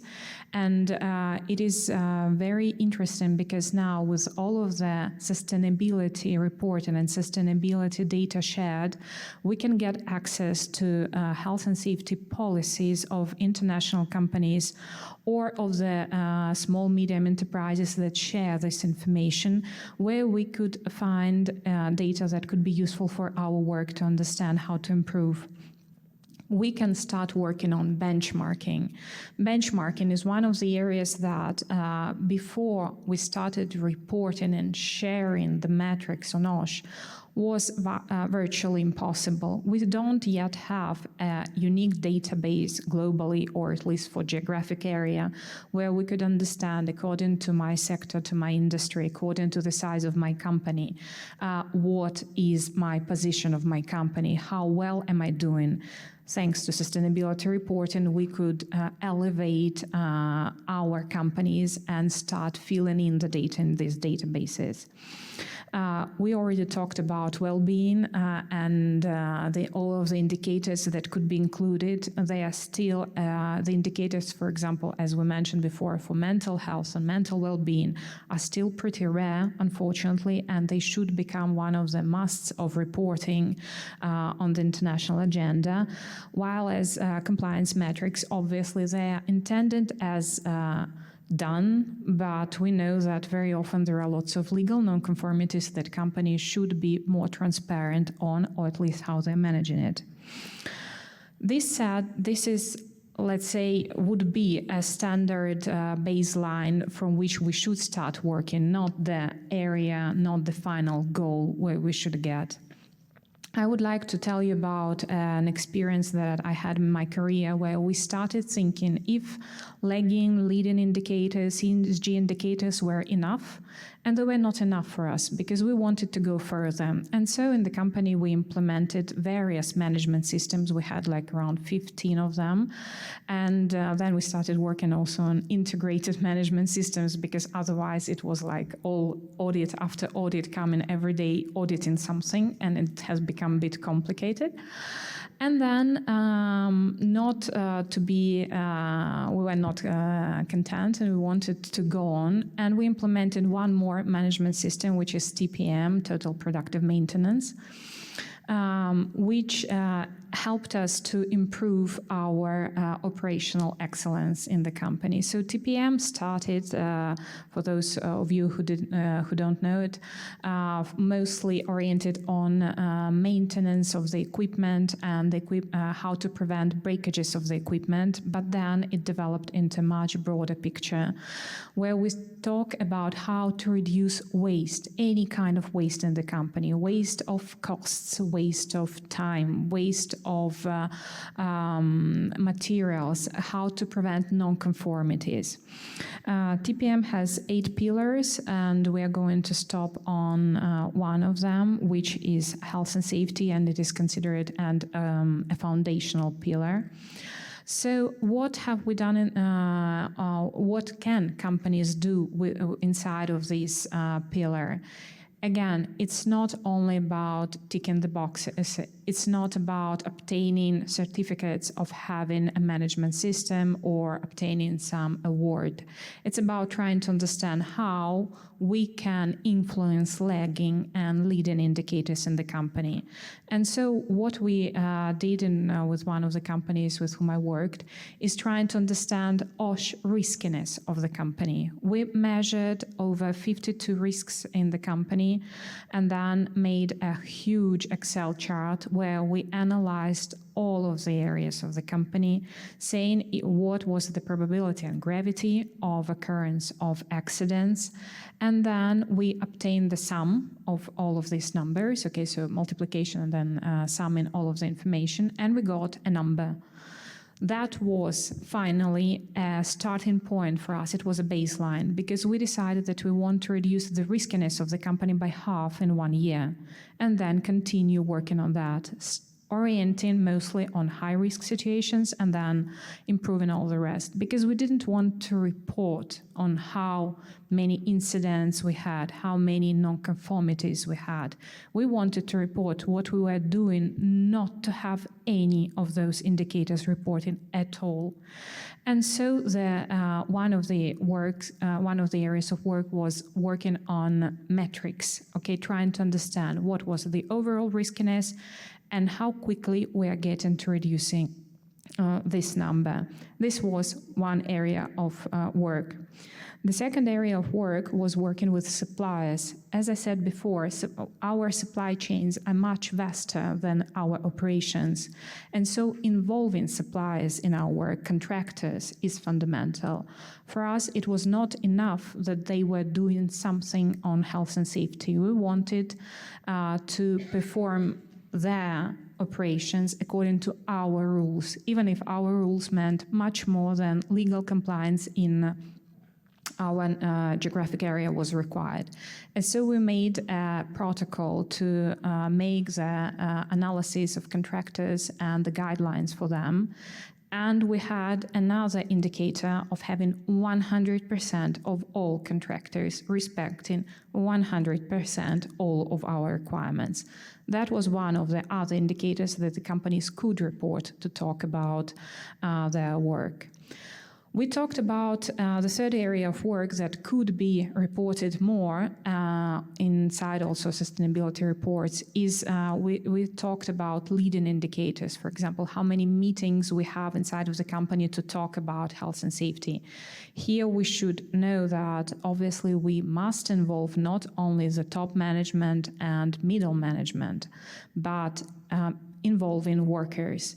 Another indicator that could be is how many meetings a year do you have with your workers inside of the company.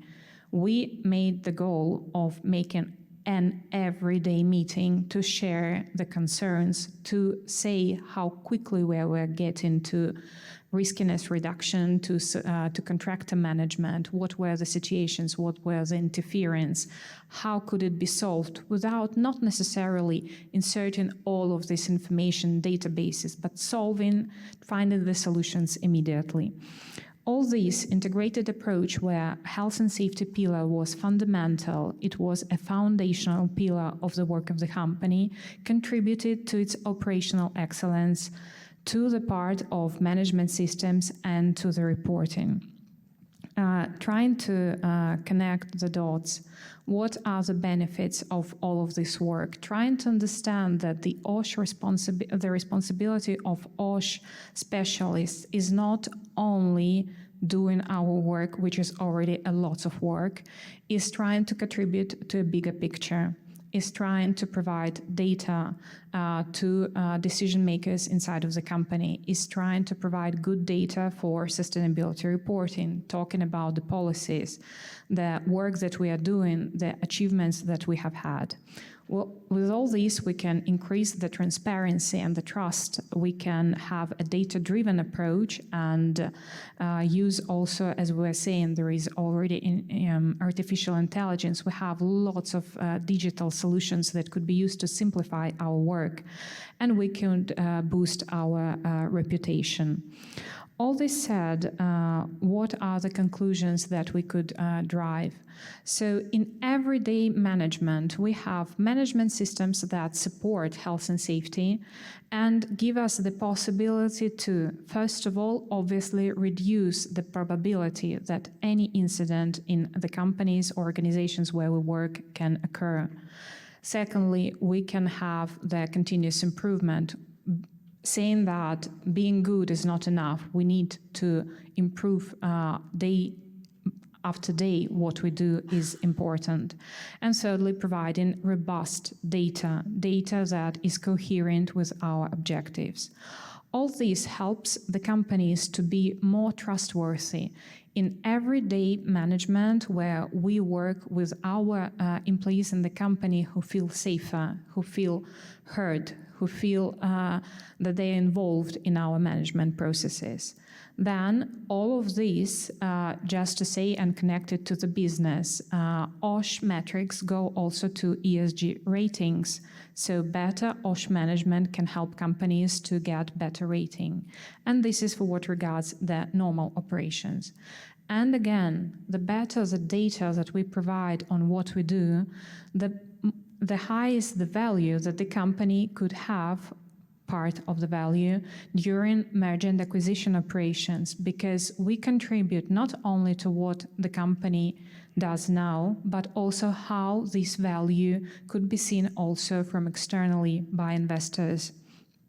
That's why I would like to say that this is our role. It's growing, it's becoming much bigger, and I think that OSH professionals with this systematic approach have a possibility to boost the company's operational expertise and excellence and contribute to sustainability. Thank you.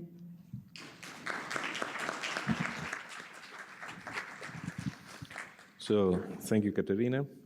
It seems so that the movement is in both directions. So from OSH profession to the big picture, but even from big picture to OSH profession, because the use of this kind of system like total productive maintenance to focus even on OSH safety and health is something that is forcing our different people to take care of safety, not only safety expert and not only productive people, okay, even administrative and so on. So thank you very much for this experience. And now let's go on with our last presentation that is coming from, sorry. Sorry, Andresa. So we have Andresa Hernandez from Siemens. I've lost your data, sorry, Andresa. And she is an experienced Siemens manager. I'm sorry, Andresa, can you go? Yes, so before I start with my presentation, use your hands and tell me it's possible to drive forward using the back mirror of your car. If yes, put your hands up. I don't think so either. And I will explain why. So my name is Andresa Hernandez. I'm the Vice President of Safety for Siemens. Siemens has 300,000 employees globally and 1,400 EHS professionals operating and support the businesses across the globe. Why I made the question, when you see here from reactive to proactive. For transforming sustainability, for transforming the society, we for sure need health and safety well-being. Thank you. But today, although we have good intentions, we're still being measured by lag indicators. We need to do the shift from lag to leading indicators, from use the back mirror to have the forward looking to the future for the transformation. Today, sustainability frameworks, they are dominated by lag indicators, mainly. Accidents frequency rates, occupational disease, days lost.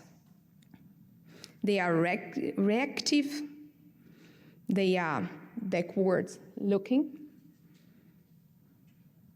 they are siloed approach. They have really a minimum predicted power because they are siloed. We don't have the context of the operation to understand when and what happened. And here we go, we have limited comparability. We talk about benchmark, my colleagues before talk about benchmarks, and I can ask you a question. How many of you try to compare lost time days in different countries? In Germany, a lost time case starts 3 days after the incidents. Before that, it's not a lost time case. UK, Hido, for me, sorry to say, it's quite complicated to understand either. In US, the following day is a lost time day. Then try to talk to people that they need to report in a global perspective, regardless of their labor law or the health and safety laws there. So benchmark is really limited. And this is one challenge that we face. Comparability, the overall variation used in the market across the globe is hard for us to have a comparability. When we talk about consistency, this lack of standardization also made our life as environmental health and safety professionals harder. We talk about leading indicators like EAP, as a use of EAP as a leading indicator. I had a discussion recently. You know what happened? People were like, oh, but in my country, I consider also the family members. Do I need to count the family members or only our own employees? There was a big silence. They were, oh, we didn't think about that. So even inside can be different, can be not comparable. The interconnection. When we have a siloed approach, we ignore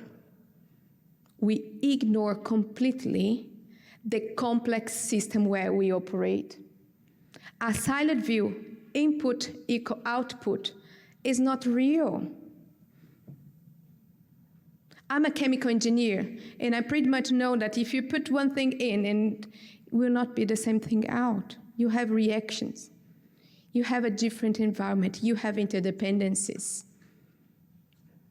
When we treat these in isolation, we miss an enormous opportunity to understand the interdependence that we have in a complex system where we operate. We talk about mental well-being. Mental well-being has so many triggers that can be work-related, but also can be society-related. Depends the context where you are.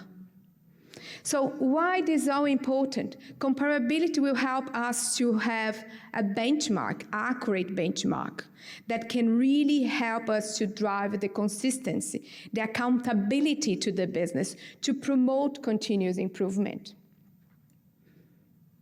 All of this will support our holistic management to maximize the impact in the environmental, social, and governance efforts. Because we all agree, we are driven by purpose here as health and safety professionals. But also we need to convince our leadership to invest more and more. And I think it was Katie talking about how we need to do, and also Becky talked about how we need to have numbers and proof points. If investors, if the ESG framework still look only as quantitative and comparable numbers, the lagging indicators, and everything else is treated as qualitative and add-on, it's really hard to justify more and more. How we are doing this in Siemens? We had our answer to put the quality of life at the core of everything that we do, right? And therefore, we were internally discussing, like, what would be our leading indicator? Consider complex system where we operate. Have 300,000 employees globally across different regions, different cultures. And we came to our forward-looking health and safety well-being indicator is our work well-being score. This is validated by the Oxford University, meaning we can compare the data. We use exactly the same 4 questions that is related to job satisfaction, happiness, purpose, and stress. Because then make this comparable, we can also understand the complexity system where we operate, because well-being at work, and I will emphasize this, at work, has many, many drivers. And these we can really have actionable measures with the different drivers. Health and safety is one driver. We have equity on that, the sense of belonging, the workload that goes direct to the leadership. And then we can really have a way to have target actions to improve in a global, but also in a local. Because well-being at work happens not far away from your little family, work family, your teammates, your leaders. Because a leader can make a difference in everybody's life, for good, for bad. So it's look into these interdependencies and look to the team dynamics, help us to drive the health and safety well-being forward. So, and why this is important for us? The work well-being, as we said before, the mental well-being is one element, but the work well-being make us thrive as individual, as companies, as teams, and of course as business, because if our business fails, we are failing 300,000 people and their families. What we need to unite our voice is to have frameworks that consider the dynamic environments where we operate. And I can tell you now in Europe with CSRD, they have the stop the clock. That is a blessing and a curse because we never know what's coming out of that. I personally ask EFRAG about how do I calculate lost time days for fatalities? And didn't get the answer to today. So, and if I ask different professionals, there are different formulas. So it's still not comparable. And don't get me wrong, what this information will bring us forward.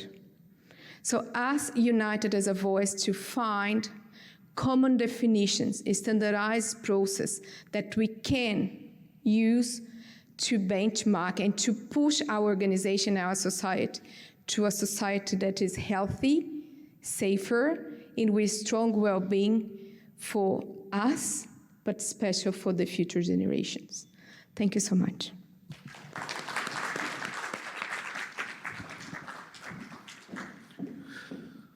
So, really thank you, Andresa. And again, we were talking about, you are talking about metrics and involvement of the people. I would like to highlight that again, all our relations talk about metrics and how to involve people in measurement the real situation of OSH and of sustainability.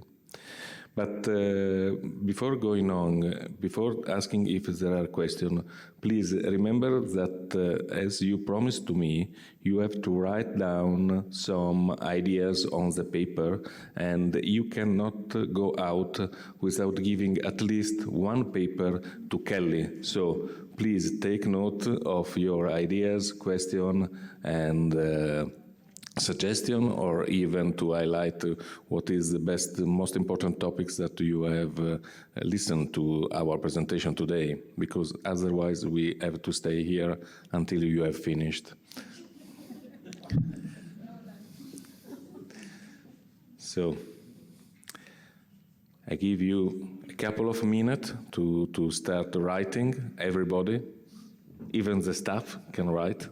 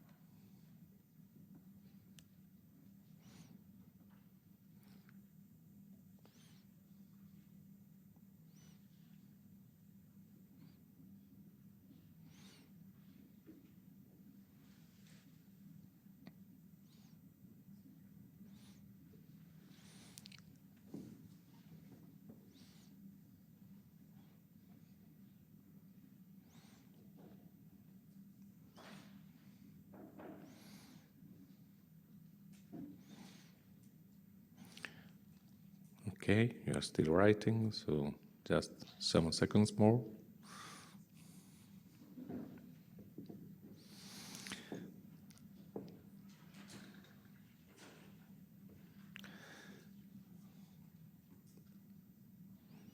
And so please, Kelly, would you like to go to collect the paper? Yes, thank you very much. And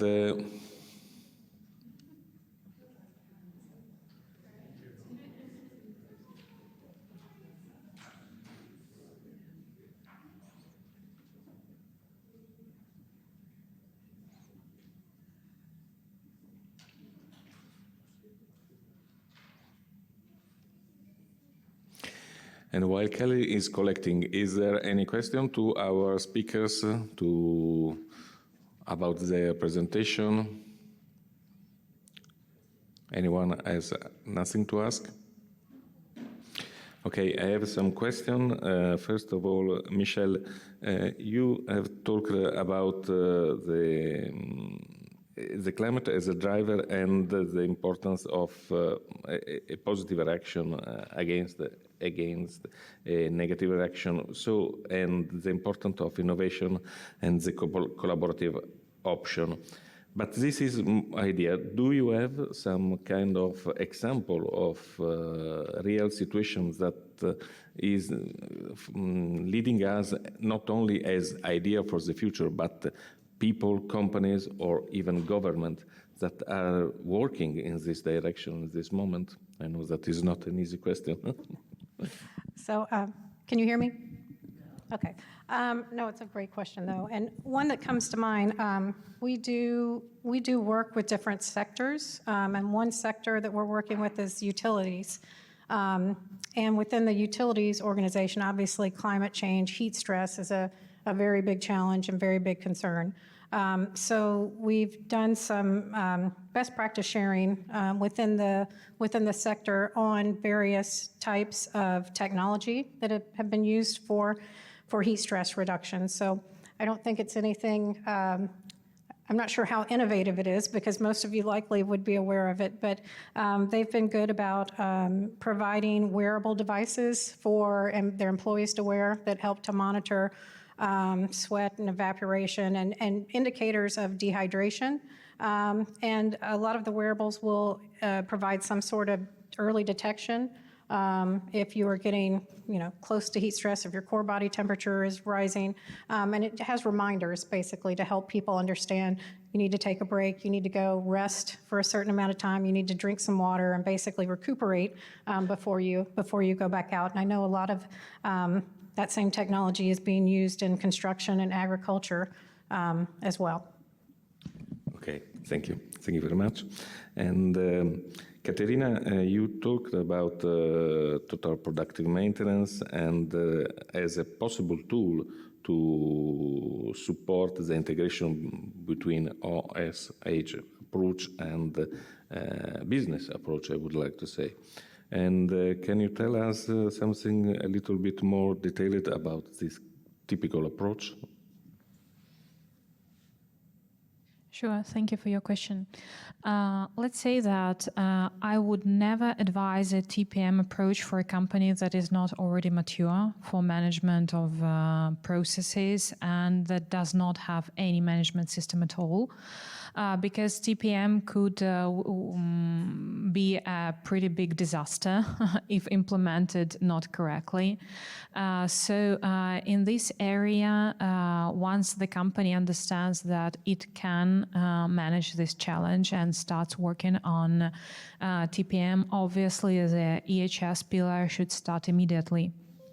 Some companies, though, decide to split the EHS pillar into health and safety and environmental pillar and do the environmental part a bit later.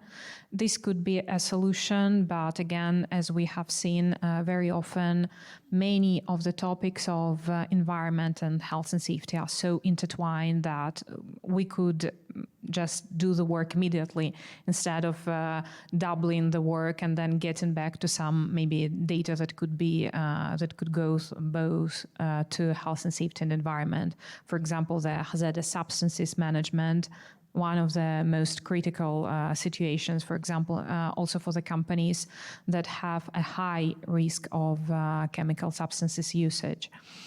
Another aspect that could be relevant, again, this is part of TPM, part of, let's say, health and safety management and sustainability reporting, the good part of it, not the complex and chaotic part that unfortunately happens now, especially in the European Union, is talking about what we do. It seems obvious, but very often companies still think that OSH is mandatory. OSH needs to be just done. It's nothing to talk about. No companies don't want to discover lots of information, talk about the policies, the volunteer initiatives that they do, the result, and finally the human impact. We're not talking only about the numbers, lagging, lead-in, ESG, GRI, CSRD, SRS, whatever number, okay? We are talking about what we do not to have fatalities at work.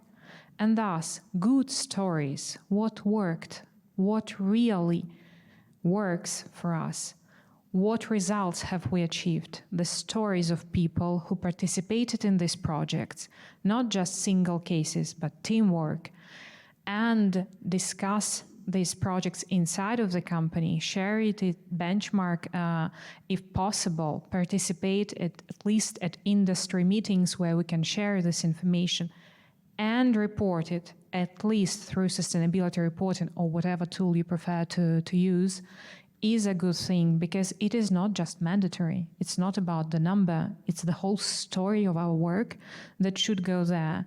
And TPM helps to integrate more OSH with business and sustainability.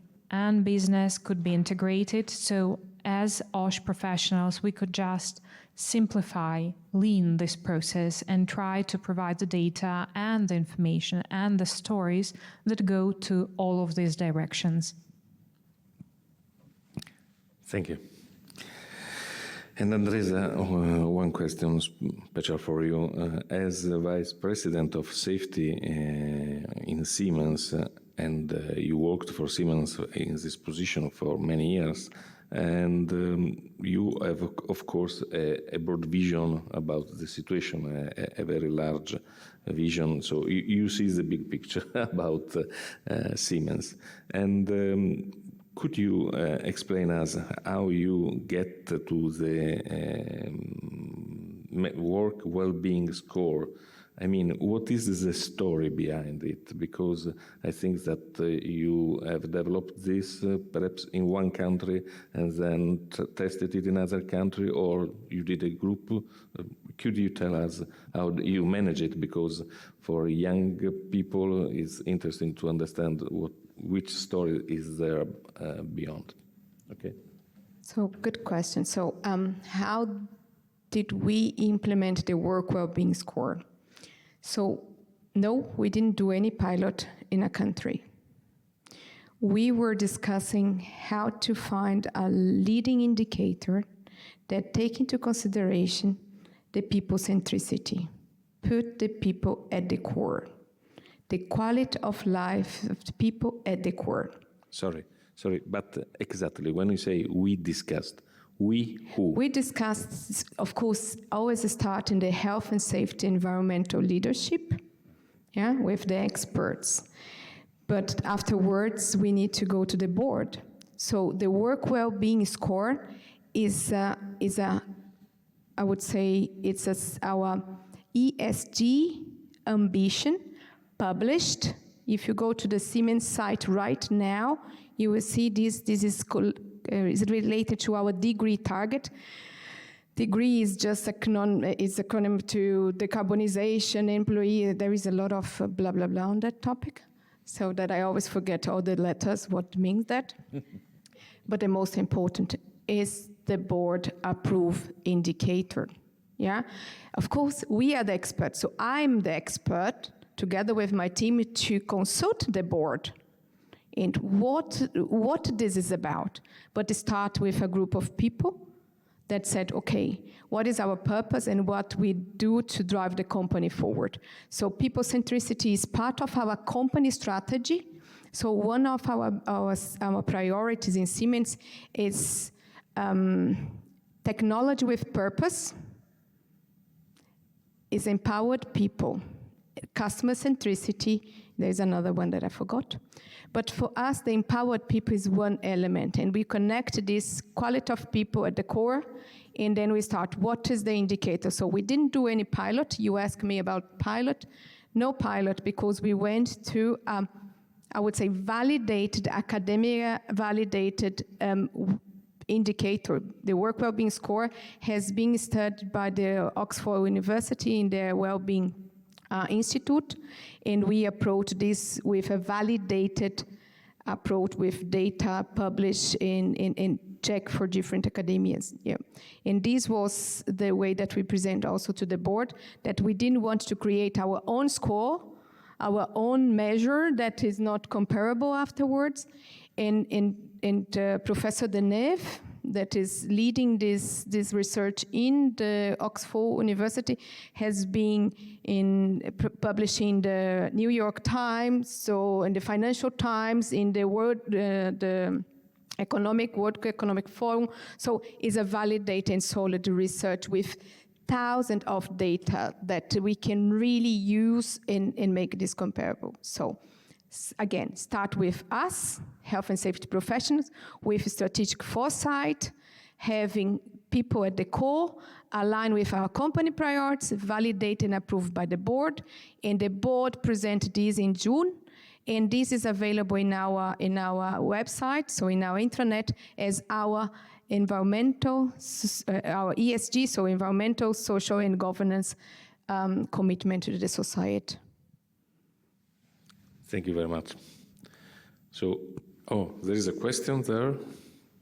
Yes, of course. Please come to the microphone. Thank you, sir, for this opportunity. Also, thanks to the organizer to make this topic possible. We believe for this morning's sharing, I think this topic is not the future topics, it's ongoing topics, really. And especially a quick question for all of you, especially from the organization, research institute, and the company as well. Have you entered into this opportunity with all this initiative, all this discussion and actions? Have you been asked by the executive board, what is the return of the investment with all this initiative? And we have seen Michelle got very good, and all of you have very good leading indicators. Have you been asked about this investments number for them to make a decision? If yes, and how do you deal with that? It's not easy to get this information. If not, you are lucky. So I don't know if you entered this situation or not. I don't want to spoil our lunchtime, but this is a great opportunity for me to ask the expert from institution and organization and who have been done so much already in this field. Thank you. Thank you. Who will answer? Who would like to answer? So I can answer from a former life. So I led EHS for Cummins, Inc. for the last 15 years of my career. I've been there for about 30. I don't know if you're going to like this answer, but for me, the leadership from one CEO in particular, he was an incredible leader who was very passionate about safety, environment, people in general, and communities. So much so that there was very little requirement to have to show an ROI for safety, for environment, or for sustainability.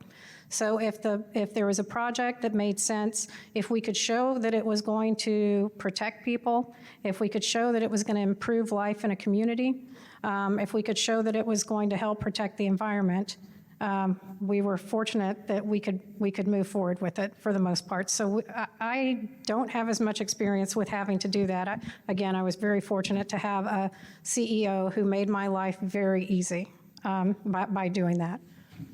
Sorry, and the company was running fine? Cummins Engine Company. Please. Andresa and Katerina, would you like to answer to the question? Yeah, I think there is no one fits all.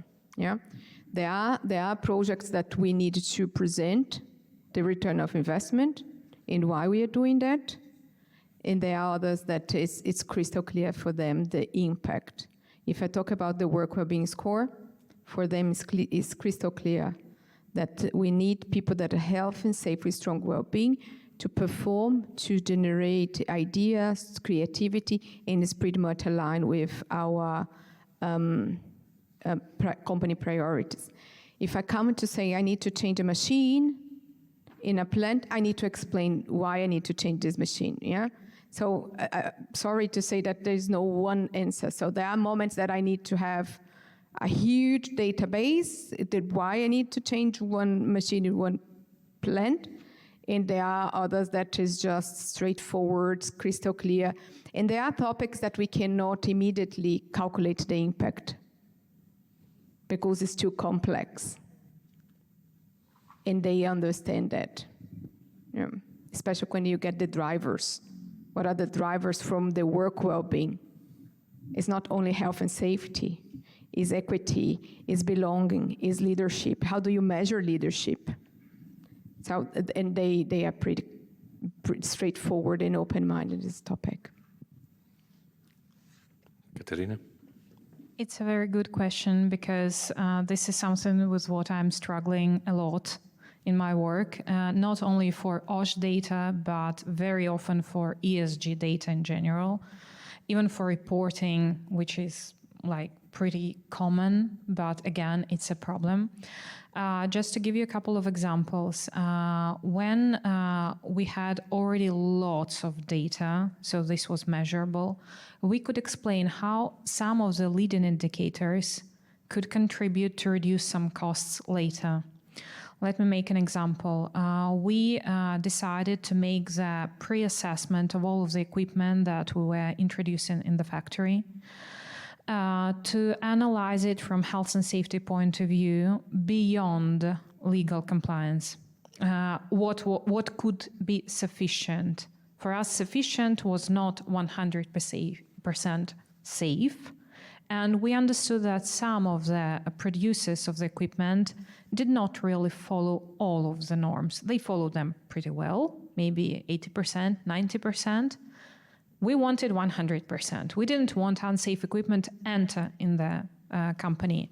So later we could explain, first of all, that it cost us less to put it as part of the contract, that we are going to have this audit before we buy equipment rather than pay later to make it compliant, okay? And so that was one of the numbers that we could get in the saving, immediate saving.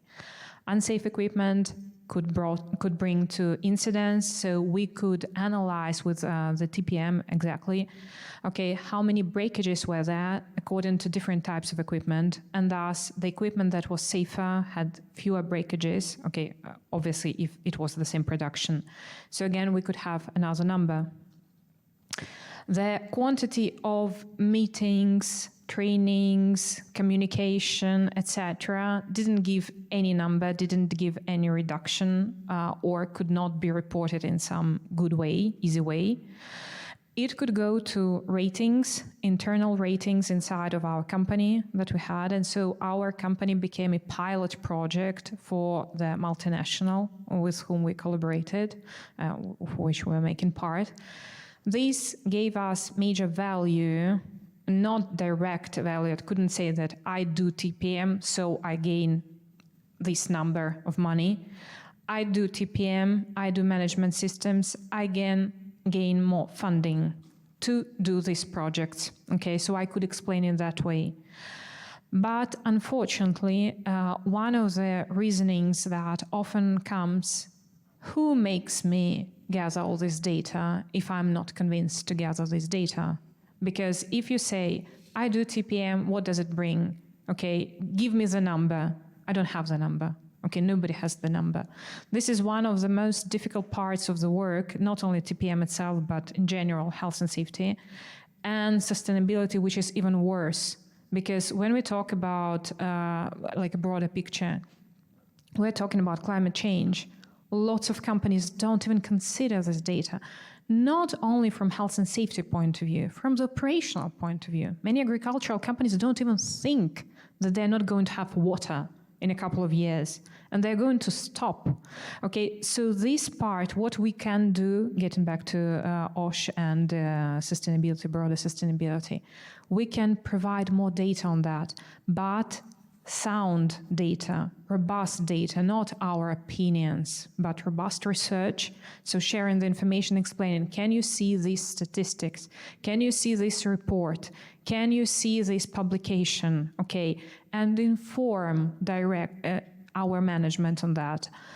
Otherwise, we could say, okay, from my experience, it was working with illuminated management, as I said, and again, they made my life very simple because we didn't need to struggle with that. But sometimes we cannot illuminate the management with whom we work, but we can at least start this process, okay, so that at least they make a couple of steps forward. That maybe they will not get from 0 to 10 immediately. They will get from 0 to 2. Maybe later you will make another step.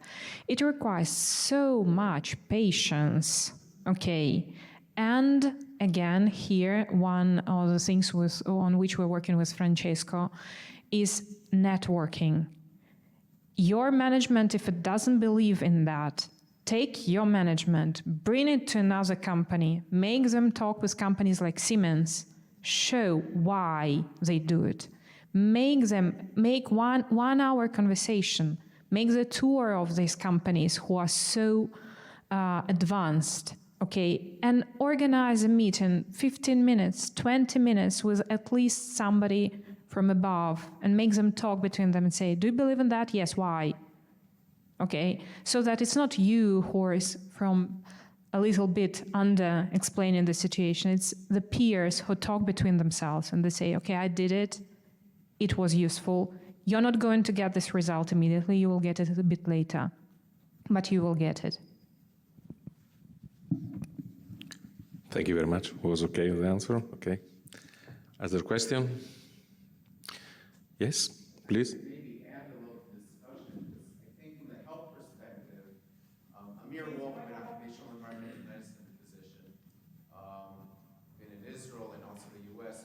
Really, we cannot listen to you if you can speak in the microphone. Thank you. Just to add to the question, maybe the discussion, I think part of it is moving from, you talked about lagging to leading indicators. I think, in the health world, we talk about absenteeism, and now let's go to presenteeism. And I think part of it is defining the metrics. And part of the challenge is that we don't have a good definition for metrics for presenteeism. And we don't own all the data.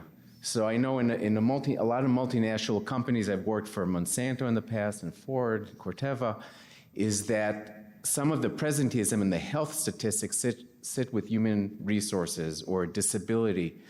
And there's a lot of data there, but our functions don't always communicate. Human resources, disability management, safety, and health. And I think that's a challenge where within a company and also just in general to really work on what's a good metric and how do we get that data.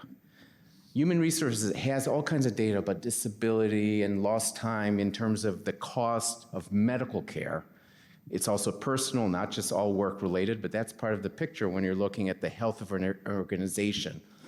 But I think there's a challenge of how do we get these functions to talk, and how do we, if we can come up with a good definition of this is the data we want, I think it would help a lot of companies. Because right now people are searching in different places, and it goes to the interconnectivity that it's hard for us to compare and know, am I in a good place or not in a good place? Because outside of lagging indicators such as total lost time or restricted time, we don't have very good metrics as leading indicators that we can apply on a global and even on a country level. So I think that might be a good working group for us to work on. Yeah. Maybe yes. I can react to that. You're totally right, yeah? And I think go back to what I said about consistency and comparability. Yeah, what is the definition of presenteeism to your company, to my company, to other company, to HR from Brazil, to my HR in US, my HR in Germany? And you are right about siloed data. And fun thing is we had a discussion internally, big discussion in the company about the data sharing, yeah? And then came one circular from our managing board recently saying to stop with this, it's my data. And then they put a circular now that is company data, and you have to share or otherwise. Otherwise comes if you have any legal boundaries that you cannot share. For example, some of the health-related data is very complicated, if it's not anonymized. And then you need to really find a way that how you anonymize the data that you share statistically. But I think this is a problem everywhere about is HR data is my data, EHS is my data. I have, when I talk to our doctors, the doctor said, I cannot share this data, Andresa. It's for medical doctors, and I'm not asking the person. I'm asking how many cases you have about musculoskeletal disease. I'm not saying who had. Yeah, so, and then you need to also change the mindset of the people. And I think the AI and all this new data-driven, it's helped us to really break the silos internally, also externally. But again, we will need to come up with the comparability and the consistent, if we want to benchmark a course. Of course, as I said, we have a circular now. We have our process and procedures that we normalize our reporting data, saying to the people, sorry to say, I don't care your legal obligation. If it's 1 day, 3 days for a lost time case, if it's whatever, I want you to report like this. And we decide our standard and then make us a little bit comparable among us in our operation, but it's always difficult going forward. Yes, If I Michelle? could mention one thing related to the data, just to throw another curveball. When we're talking about mental health or mental well-being data, there is still a stigma associated with it. And so when, we have to be very thoughtful about what nomenclature we're using. And I think this is cross cultures. If you have a training and you're calling it mental well-being training or psychology, anything, are employees going to feel comfortable attending that? Or are they going to feel like maybe I shouldn't attend that because it could be held against me? There's going to be a stigma put toward me that I have a mental issue, right? So thinking about what can we do to improve that stigma by communications and senior leadership championing, et cetera. But even something as simple as not calling it mental health training and calling it resilience training. That's just a simple example. But we have to really think about the fact that we have a major stigma associated with this across many countries. So what can we do as an organization to encourage people to get over that stigma, but also how can we make it as easy as possible for people to participate in those types of programs? I think that is really funny about this. This is not funny. Last one.